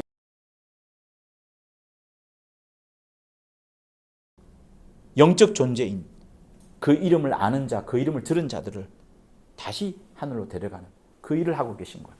그러니 이 이름이 정말로 소중합니다. 이 이름이 정말로 중요한 거예요. 그래서 이름에 대해서 좀 더 계속 이야기를 할 건데요. 자, 이건 아시겠죠? 우리가 짓는 여러 죄들보다도 하나님의 뜻이 먼저 있다. 여전히 기존 교리에서는 선악과를 먹음으로 인하여서 예수께서 오셔야 되는 그걸로 설명합니다만 우리는 그 이전에 하나님의 뜻이 먼저다. 이제 이렇게 설명을 합니다. 자, 어디부터 진행을 하면 좋을까 싶은데요. 자, 이거부터 합시다. 인자가 참 사람으로서 출생과 죽음을 이제 경험을 하게 됩니다. 맞이하게 됩니다. 근데 그 인자가 이 땅에 오셨을 때 항상 보여주고자 했던 것은 무엇이냐면 하나님 아버지만 가장 높으시다. 요한복음 10장 29절 한번 보시겠을까요? 네. 29절과 30절을 동시에 읽는 게 좋습니다. 저희를 주신 내 아버지는 만유보다 크심에 아무도 아버지 손에서 빼앗을 수 없느니라. 자, 아버지는 만유보다 크시다라고 말씀을 합니다. 아버지는 만유보다 크시다. 그러니까 예수께서는 아까도 우리가 요한복음 14장에서 읽었던 그것처럼, 그죠? 14장 그 31절에서 읽었던 것처럼 내가 아버지를 사랑하는 것과 아버지의 명하신 대로 행하시는 것을 세상으로 알게 합니다. 라는 것처럼 세상으로 하여금 아버지의 명대로 한다. 아버지를 정말로 사랑한다. 그것을 좀 더 축약하자면 아버지가 정말 크시다. 아버지가 크시다. 아버지가 크시다. 그럼 아버지가 있다는 거네? 그렇죠. 아버지가 있죠. 그 아버지가 나를 보냈죠. 그 아버지를 보내신 아버지를 향하여서 나는 아버지를 사랑하고 아버지의 명대로 한다는 것이 요한복음 14장 31절에 있고요. 또 여기서 요한복음 14장 28절 또 보겠습니다. 후반부에 보면 이렇게 나옵니다. 내가 아버지께로 감을 기뻐하였으리라. 아버지는 나보다 크심이니라. 자, 여기도 아버지가 나보다 크다. 정말 아버지가 크시다는 것을 말씀합니다. 아버지의 크심. 아버지의 크심을 말하는 것은 자신의 굉장히 낮아지심, 자기는 아버지에 비해서 굉장히 작으심, 정말로 겸손하심, 낮아지심, 그 모든 것들을 보여주는 겁니다. 그죠? 그리고 우리가 28절 바로 위에 읽었던 것처럼 나의 아버지께로 감을 기뻐하였으리라. 왜 예수를 사랑하면 예수께서 아버지께로 감을 기뻐할까라는 이야기 아까 드렸죠. 왜? 이게 아버지의 뜻이니까. 그죠? 여기 빨리 들어가는 게 아버지의 뜻이니까 예수를 사랑한다면 빨리 들어가소서 하는 겁니다. 근데 이 들어가는 것을 무덤에 부활하셨을 때 누가 말렸죠? 마리아가 말렸나요? 마리아가 붙들어 맵니다. 붙들어 매는 게 21절에 나오죠. 그때 이제 hold on to라고 써요. 나를 붙잡지 마라. 이제 이 말인데 마리아가 붙잡고 있을 때 나 붙잡지 마라. 내가 빨리 아버지께로 가고자 하노라 라고 말씀하시면서 예수의 마음속에는 빨리 하나님의 제1 의도를 이루시기 위하여 아버지의 가장 큰 소원을 이루시기 위하여 이쪽으로 빨리 들어가야 되겠다라고 합니다. 그러면서 이 땅에서는 계속 아버지의 크심을 보여줍니다. 그런데 이 말씀을 하고 나서 또 말씀을 하시냐면 요한복음 10장 30절에 말씀을 하세요.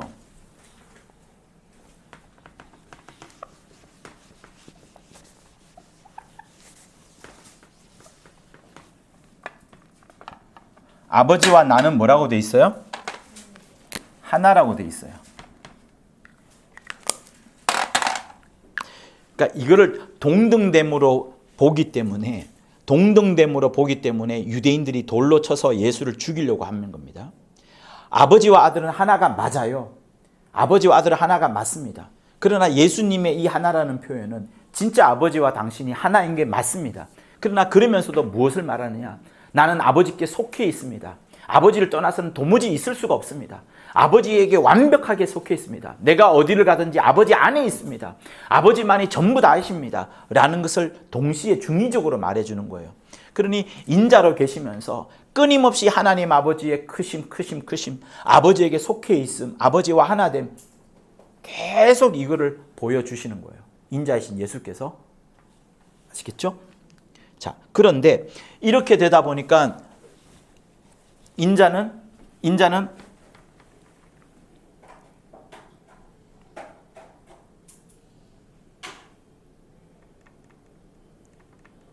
이렇게 빨리 들어가는 것을 가장 큰 소원으로 삼고 있습니다.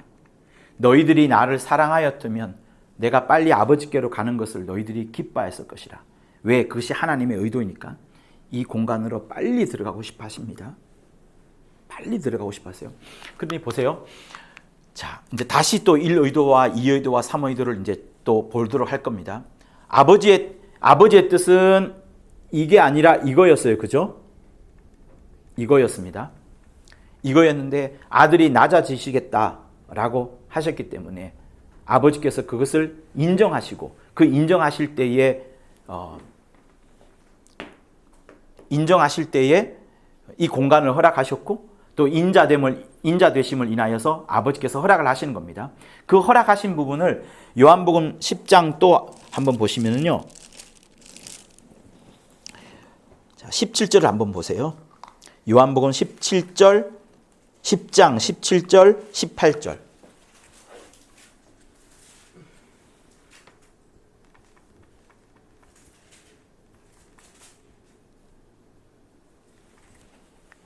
자, 같이 읽습니다. 시작. 아버지께서 나를 사랑하시는 것은 내가 다시 목숨을 얻기 위하여 목숨을 버림이라.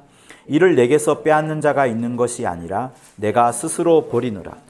나는 버릴 권세도 있고 다시 얻을 권세도 있으니 이 계명은 아버지에게서 받았노라.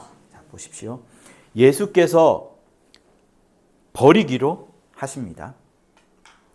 그러니까 주님의 목숨을 누가 빼앗을 수 있는 것이 또 아니고 예수께서 그 주님의 목숨을 빼앗기는 것도 아닙니다. 그러나 아버지께서 당신을 매우 사랑하시기 때문에 아버지께서 자신을 굉장히 사랑하는 것을 알기 때문에 자기 목숨을 버리시는 거예요. 자기 목숨을 버려서도 다시 목숨을 아버지로부터 얻게 된다는 것을 이야기하는 겁니다.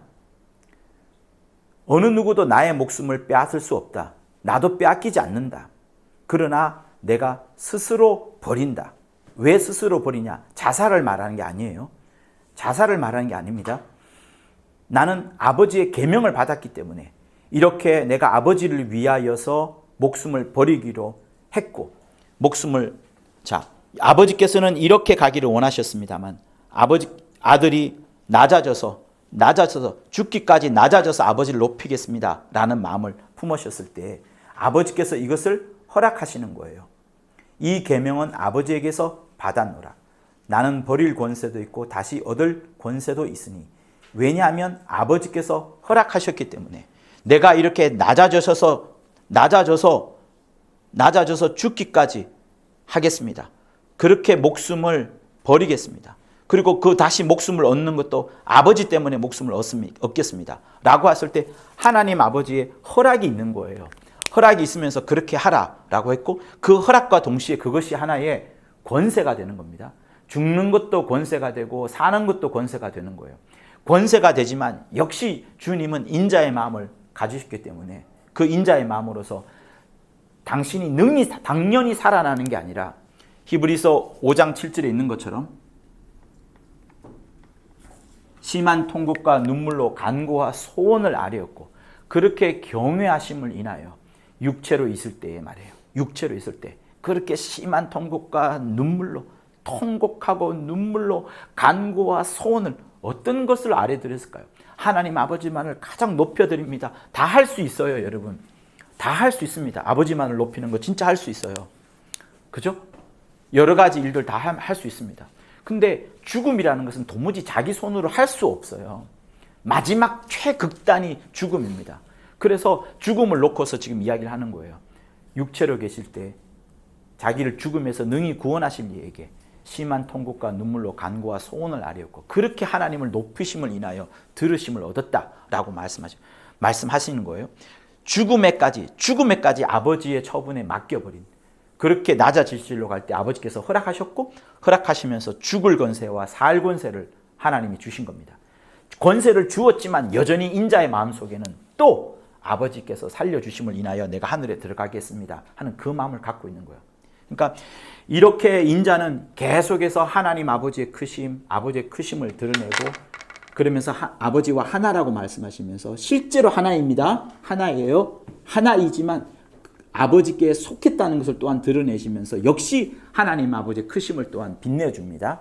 이런 과정 속에 있는데 이제 천사가 타락을 하고 인간이 타락하는 장면이 나옵니다. 다시 말하면 천사의 타락과 상관없이 인자는 이렇게 오시려고 했고, 사람의 타락과는 상관없이, 물론 그가 인자로서 오려고 했어요. 인자로서 오려고 했지만 그렇다고 해서 인간이 타락하기 때문에 예수께서 반드시 여기서 죽으셔야 되느냐, 그게 아니라고요. 어차피 인자이신 예수께서, 하나님의 아들 예수께서, 하나님의 아들 인자가 이렇게 낮아져서 오시기로 창세전에 이미 아버지와 작정을 하신 거예요. 아버지가 작정을 하신 겁니다. 그러니 제2 의도 때문에 하나님이 일부러 이 땅에 오셔야 된다거나, 인간을 구원하기 위하여서 하나님이 형상을 입고 이 땅에 와서 죽으셔야 되거나, 그것은 뒤의 문제입니다.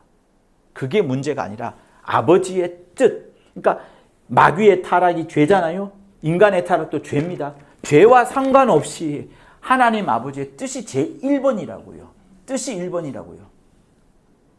그런데 이때 올 때, 아버지 품에서 나오실 때에, 아직까지 나올 때는 여기에 아버지의 이름을 알아요, 몰라요? 모릅니다. 여러분 진짜 중요해요. 천사들도 몰라요.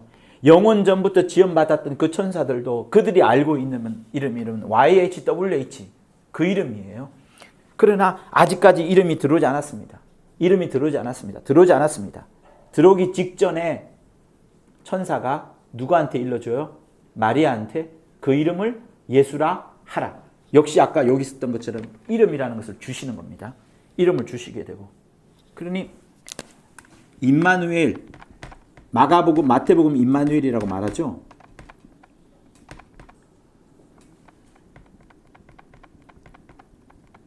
누가복음에는 그 이름이 이제 예수가 됩니다.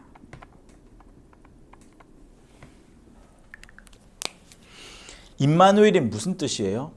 God with us. 하나님이 우리와 함께 하시다. 하나님이 우리와 함께 하시다.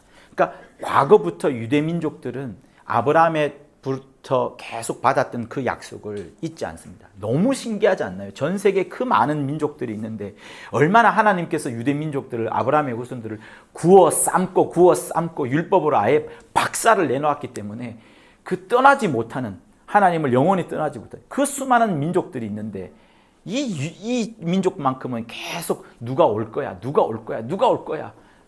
진짜 하늘에서 온다고 말씀하셨지만 하늘에서 온다라고는 상상도 못했지만 누가 올 거야, 누군가는 올 거야, 그 이름으로 누군가는 올 거야에 대한 그 대망사상, 이 항상 있습니다.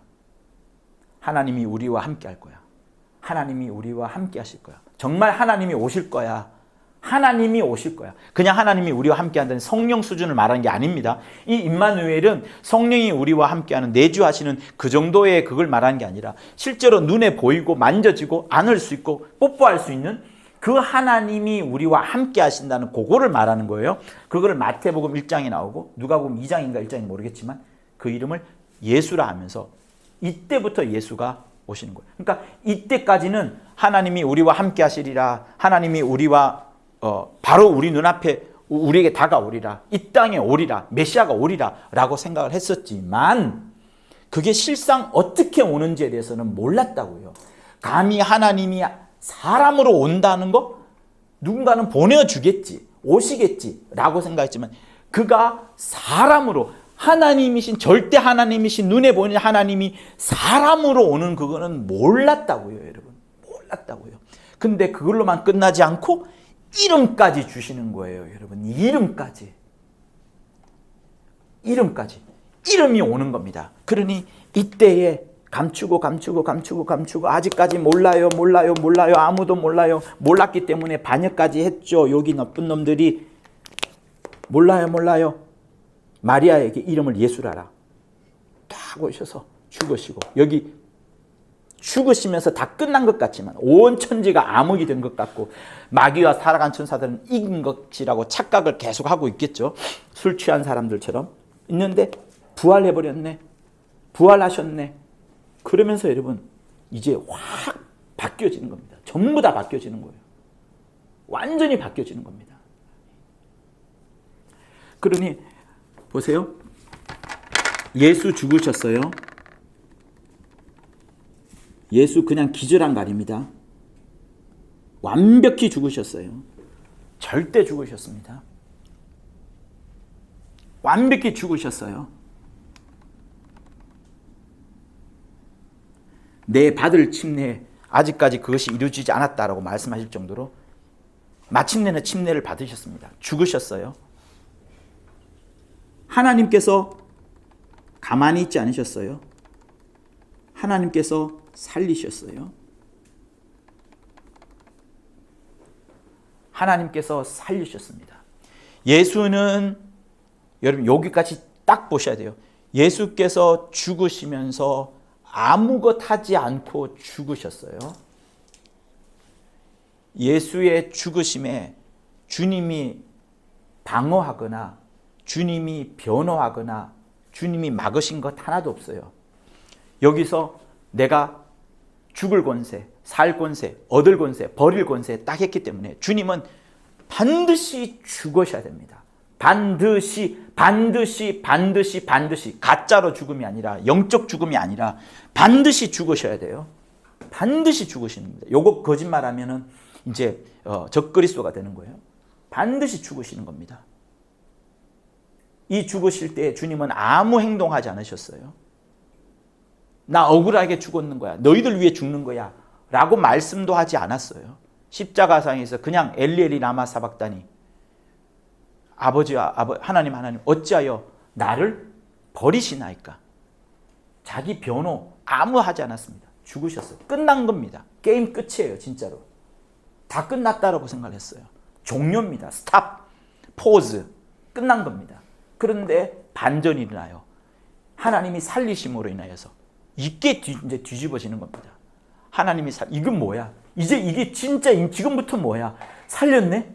이 암흑이 이제 광명으로 빛나는 겁니다. 살렸네? 이제 어떡하냐? 이제 어떡하냐? 그러나 예수님은 침묵하시고 아무 말씀하지 않으셨어요.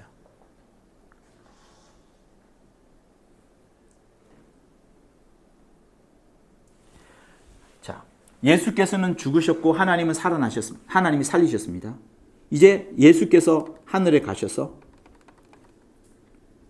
성령을 보내주셔서 성령은 뭘 할까요? 성령은 죽으실까요? 살리실까요? 뭘 할까요? 여기서 예수 죽으셨어요. 하나님이 예수를 살리셨어요. 성령은 예수를 보혜하세요. 그죠? 예수를 변호하심. 성령이 누구한테 가요? 성령이 공중에 가요? 성령이 천사들한테 가요? 성령이 어디로 가요? 예. 성령은 사람에게 가는 건 아니고요. 성령은 철저하게 세상에 가지 않습니다. 성령은 잘 믿는 사람에게 들어가서 내주하시는 거예요. 그러니까 교회 가는 거예요. 그러니까 우린 보통 교회라고 하면 뭐 불신자도 있고 연약하게 믿는 사람도 있고 막 이렇게 다 섞여 있는데 성경이 말하는 교회는 건물이 아니라 예수 그리스도의 진짜 피를 가진 주님을 정말 만난 사람 그들에게 가는 거예요. 성령이 보혜사한테 성령이 이제 예수를 보혜하시는 거예요. 근데 성령은 어디로 갔냐? 성도에게 갑니다. 성도는 이제 뭘 해야 되죠? 여러분 이거 딱 보면 뭘 해야 돼요? 완전히 죽으셨구나. 주님은 아무것도 하지 않으셨어요. 주님은 이때 여러분 침묵하셨어요.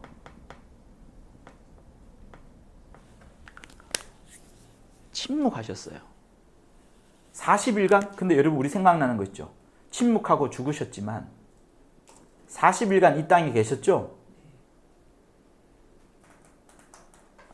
40일간 이 땅에 계실 때 여러분이 주님이라면 뭘 하고 싶겠어요?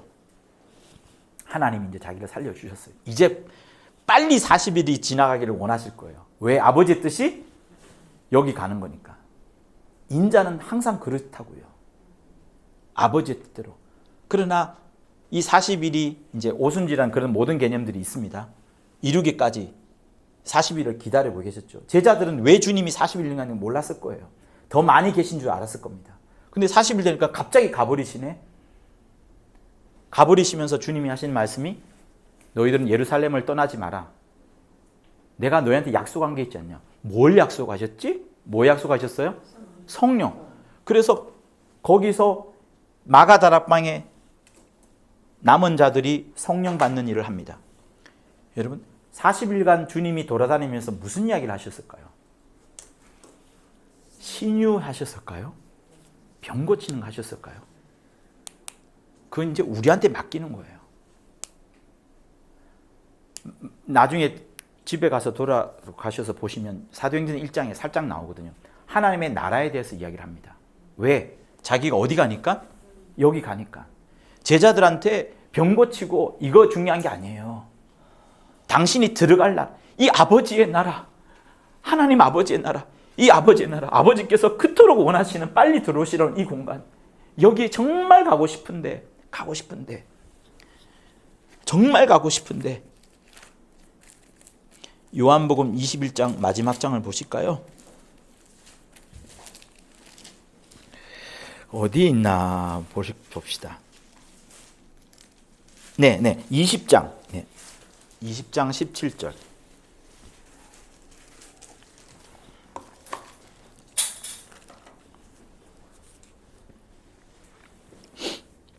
같이 읽어볼까요? 시작. 예수께서 이르시되 나를 만지지 말라. 내가 아직 아버지께로 올라가지 못하였노라. 너는 내 형제들에게 가서 이르되 내가 내 아버지 곧 너희 아버지 내 하나님 곧 너희 하나님께로 간다 하신대. 주님의 마음은 마리아가 지금 붙잡고 있어요. 부활하셨고 살아나셨습니다. 마리아가 충격받았죠. 근데 마리아의 이름을 불러줍니다. 그 전까지는 몰라요. 마리아가. 모르니까 15절에서 동산지기가 어떻고 막 그러지 않습니까? 찾아주세요. 마리아 정말 주님 사랑한 것 같아요. 근데 예수께서 불러주니까 그제서야 정신이 번쩍 듭니다. 마리아가 주님을 꼭 붙잡겠죠. 얼마나 세게 붙잡겠어요. 그죠? 발에 매달리는 것보다 더 할 겁니다. 떨어지지 않으려고. 막 그랬을 거예요. 그러니까 여기 나를 만지지 말라고 hold on to인데 hold on to me거든요. hold on to me. hold on to me는 만지는 이걸 말하는 게 사실 아니고요. 꼭 붙잡는 거예요. 남편 꼭 붙잡는 것처럼. 꼭 붙잡는 것처럼. 가지 마세요. 가지 마. 여보, 오늘 출근 안 하면 안 돼? 오늘 나랑 같이 있어. 이런 거. 남편은 가야 되는데, 직장 일하러 가야 되는데, 나라를 지키러 가야 되는데, hold on to me 하고 있는 거예요. 그냥 이렇게 만지는 거 이게 아니에요, 여러분. 그러니까 주님은 지금 마리아한테 네가 나를 사랑하고 네가 나를 붙잡는 거 아는데 주님은 다시 강조하는 것은 아버지한테 가야 된다고. 아버지한테 가야 된다고. 아버지한테 진짜 가야 된다고. 정말 아버지의 뜻이라고. 이걸 위해서 계속 기다리는 거예요. 그러니 이 40일간 이 땅에 계셔야 됐었어요. 계시는 동안에도 아버지한테 가야 되는 그것에 대해서 제자들한테 일러주는 거예요. 하나님의 나라에 대해, 하나님의 나라에 대하여. 신유 이런 것보다도. 그리고 내가 아버지한테 가면 너희들은 누구와 있어요? 지금 아무도 없잖아요. 고아와 같이 버려지게 되잖아요. 그러니 너희는 성령을 받아라. 성령을 받아라. 마지막 명령 요한 사도행전 거기서 몇 장 더 넘겨보면 사도행전 나옵니다. 사도행전 1장 3절에 40일 동안 저에게 보이시며 충분히 보여주시는 것으로도 충분합니다. 예수의 보여주심, 죽으신 게 분명하잖아요. 근데 사람하고 움직이지 않습니까? 보이시며 하나님 나라의 일을 말씀하시니라. 그리고 마지막 부탁 8절에 오직 성령이 너에게 임하시면 너희가 권능을 받고 예루살렘과 온 유다 사마리아 땅끝까지로 내 증인이 되니라 하시고 이 말씀을 마치고 하늘로 뿡 올라가십니다. 제자들이 너희 뭐 보고 있느냐라고 10절에서 말씀을 하죠. 11절에서 올리운 그대로 오실 거다. 너희들 정신 차려 기다리라. 12절부터 이제 기도합니다. 마가다락방에 모여서 2절에 마침내 성령 받습니다. 자, 승천하실 때 몇 명의 제자가 있었다고 바울이 이야기했죠? 바울인가 베드로인가? 500여 성도가. 그죠? 승천할 때 받습니다. 근데 성령 모신 사람이 몇 명이에요? 120명. 제가 여러분의 1강 강의할 때 말씀드렸어요. 380명. 어디 갔어요? 받는데도 다 도망갔잖아요. 도망갔잖아요. 이들은 성령을 안 받았습니다. 자, 주님은 계속 침묵하셨어요. 40일 동안에도 더 이상 또 특별하게 뭘 말하지 않으셨어요. 하늘나라, 하늘나라, 하늘나라 말씀하셨어요. 근데 하나님은 하나님의 행동을 보세요. 여러분 단면적으로 보셔야 됩니다. 절대적으로 보셔야 됩니다. 주님은 죽으심이에요. 주님의 보여주심은 죽으심입니다. 딱 그것만 보세요. 주님 죽으셨다. 죽으셨다. 아무 행동 안 하셨어요. 주님은 죽으심으로 모든 것을 말했습니다. 죽으셨어요. 근데 하나님이 살려버리셨어요. 뒤집어진 겁니다. 하나님은 살리시는 역사. 성령은 예수를 계속 보여합니다. 예수가 이런 말했고 예수가 그러면서 성령을 누구한테 보내줘요? 1장 8절에서 믿는 자에게 성도들에게 성령을 보내주십니다. 그럼 성도들은 성령을 받으면 성도들은 무엇을 할까요? 예, 사도행전에서 성도들이 뭘 했나요? 사도들이 뭘 했죠? 사도행전에서 우리 읽어보면 사도들이 도대체 뭘 했나요? 바울도 나오고 베드로도 나오고 그죠? 네. 그 모든 것들을 했어요. 자, 다시 말하면 성령이 보혜하고 성령이 우리 안에서 변호합니다. 다시 말하면 예수는 죽으시기까지 당신에 대해서 변호하고 보호하지 않았었어요. 당신이 죽으셨습니다. 예수의 죽으심은 뭐로 죽었어요? 하나님의 아들로 죽었나요? 네. 다 말씀해 보세요. 세상이 예수의 죽으심을 뭐라고 말해요? 죄인으로 죽었어요. 어떤 죄인? 십자가에 달려 죽은 극악무도한 죄인이에요. 그냥 죄인 아니에요. 우리 그냥 죄인 치주자 이게 아닙니다. 바라바보다 더 나쁜 존재로, 그죠? 바라바가 얼마나 악해요. 그러나 그보다 더 악한 존재로 자리매김하고 있는 게 세상 법이에요. 세상 법이 그렇게 하고 있다는 것은 세상이 그렇게 알고 있다는 것이고, 세상이 그렇게 알고 있다는 것은 세상 임금도 그렇게 알고 있는, 조화를 하고 있는 부분이에요. 그러나 주님은 침묵하고 계세요. 꿈만 보여줍니다, 사람들한테. 아무도 본인을 변호하지 않아요. 이때 유일하게 변호한 자가 누구라고요? 우평강도. 하나님은 그 변호를 위해서, 예수를 변호하기 위해서 할 수 있는 한 가지, 하늘에서 야 예수 죄가 없어 이거 말하지 않으셨어요. 살려버리면 끝나는 겁니다. 죄인은 죽을 수가 있지만 의인은 죽을 수가 없어요. 절대로 죽을 수가 없습니다. 의인은, 성경이 끊임없이 말하는 거면 의인은 반드시 살아난다는 거거든요. 하나님이 살려버리심으로 하나님이 역할 다 하셨어요. 성령, 자기가 할 일은 이제 예수를 변호하는 겁니다. 예수 죄인 아니라고, 극악무도한 사람 아니라고, 정말 그는 하나님의 아들이라고 계속 이야기합니다. 그 성령을 우리한테 보내주셔서 사도행전의 역사를 이뤄가는 거예요. 유대인들에게만? 아니죠. 사도행전이 어디로 가요? 로마로 갑니다. 온 세계로 가는 거예요. 온 세계에 가서 예수 죽으셨는데 하나님이 살리셨고 성령이 보호하셔서. 그러면 자, 마무리할게요. 우리가 성령을 받아서, 성도들이 성령을 받아서 예수의 변호를 합니다. 예수는 하나님의 아들이라고 변호합니다. 그러면 다 좋아요. 그럼 예수가 죽으셨는데 왜 죽었느냐? 그럼 그의 피는 뭐냐? 이렇게 물어보잖아요. 그 피는 뭐냐? 피는 뭐예요? 예수의 피 흘리시면 뭐가 되는 거예요? 죄인으로서 죽은 거예요. 죄인으로서 피를 흘려줬습니다. 죄인으로 피를 흘려주셨어요. 여러분, 예수가 죄인이에요. 죄인으로서 피를 흘렸습니다. 죄인이 죽어야 돼요. 죄인이 피를 흘려야 돼요. 제가 다음 시간 또 하겠습니다만 여러분 지금 이해를 하셔야 돼요. 이해를 하시면 됩니다. 죄인이 피를 흘려서 죽으셔야 됩니다. 근데 하나님이 살려버리셨어요. 그러면 죽은 피, 죽은 그 예수는 뭐가 되는 거예요? 어떻게 될까요? 그럼 그거는 어떤 의미가 있냐는 거죠. 네, 마귀는 죽인 게 맞아요. 마귀 입장에서는 죽인 게 맞고요.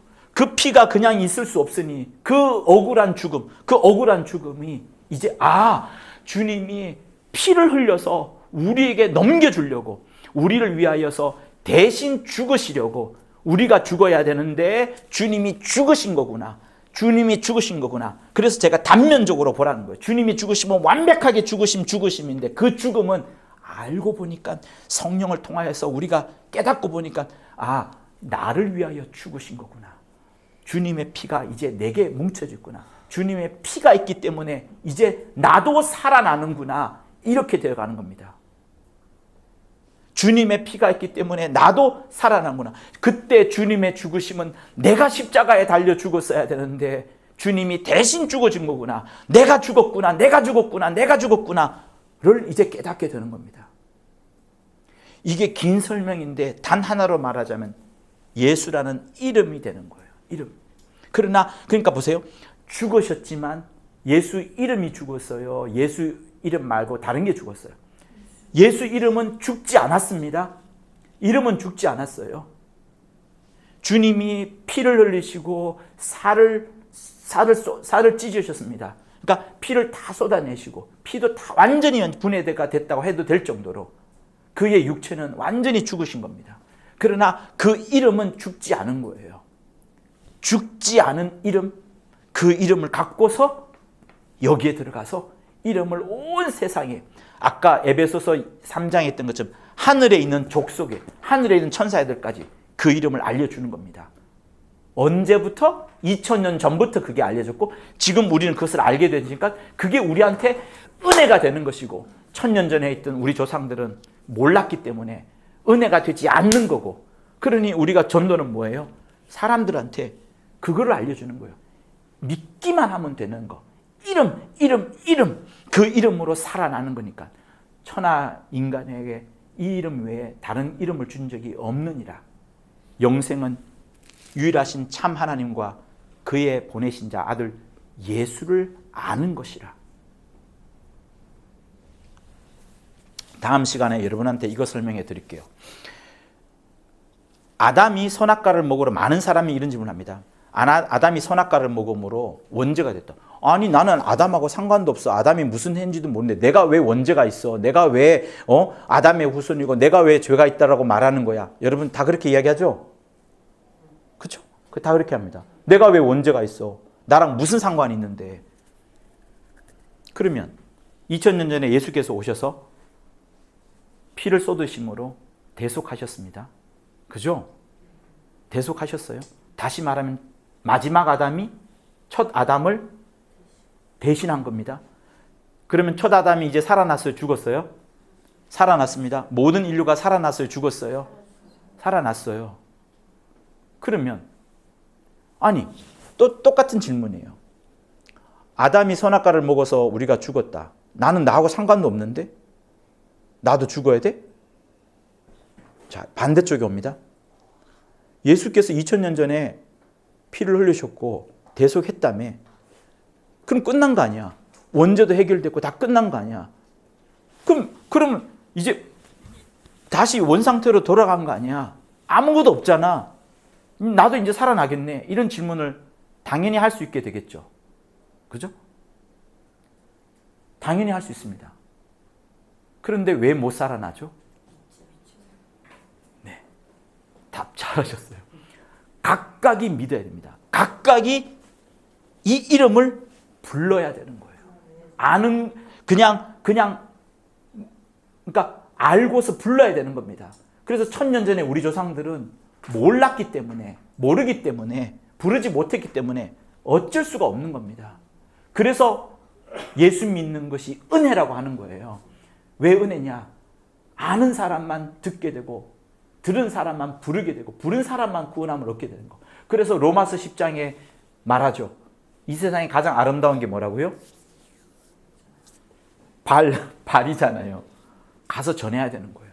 그 이름을 전해야 되는 거예요. 죄 짓지 마라 이게 아니라 회개하라 이게 아니라 예수 그 이름을 믿으세요. 그 이름을 믿으세요. 그 이름을 믿으세요. 그 이름을 요한복음 3장 보고 우리 읽고 마치도록 하겠습니다.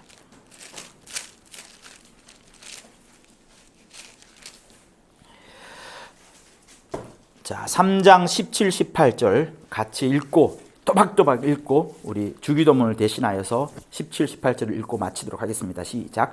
하나님이 그 아들을 세상에 보내신 것은 세상을 심판하려 하심이 아니요 저를 말미암아 세상이 구원을 받게 하려 하심이라. 저를 믿는 자는 심판을 받지 아니하는 것이요 믿지 아니하는 자는 하나님의 독생자의 이름을 믿지 아니하므로 벌써 심판을 받은 것이니라. 독생자의 이름을 믿으라는 거예요. 믿으려면 어떻게 해야 돼요? 알려줘야 됩니다. 그러니까 아무것도 없는 것으로 돌아가는 게 아니라 단 한 가지 행동도 아닙니다. 믿는 게 무슨 행동이에요? 듣고 말하면 되는 겁니다. 이렇게 쉽게 가르쳐 주신 거예요. 그래서 다시 한번 이름이 중요하다는 거, 관계와 서로 간의 어떤 존재에 대해서 인정해 주는 그 이름이 중요하다는 것을 다시 한번 말씀을 드리고, 예수 이름으로 빠져들고 예수 이름을 마음껏 쓰시는, 또 그 이름에 영광 돌리시는 여러분 되기를 예수 이름으로 부탁을 드립니다. 우리 하나님께 영광의 박수하고 마치도록 하겠습니다. 고맙습니다.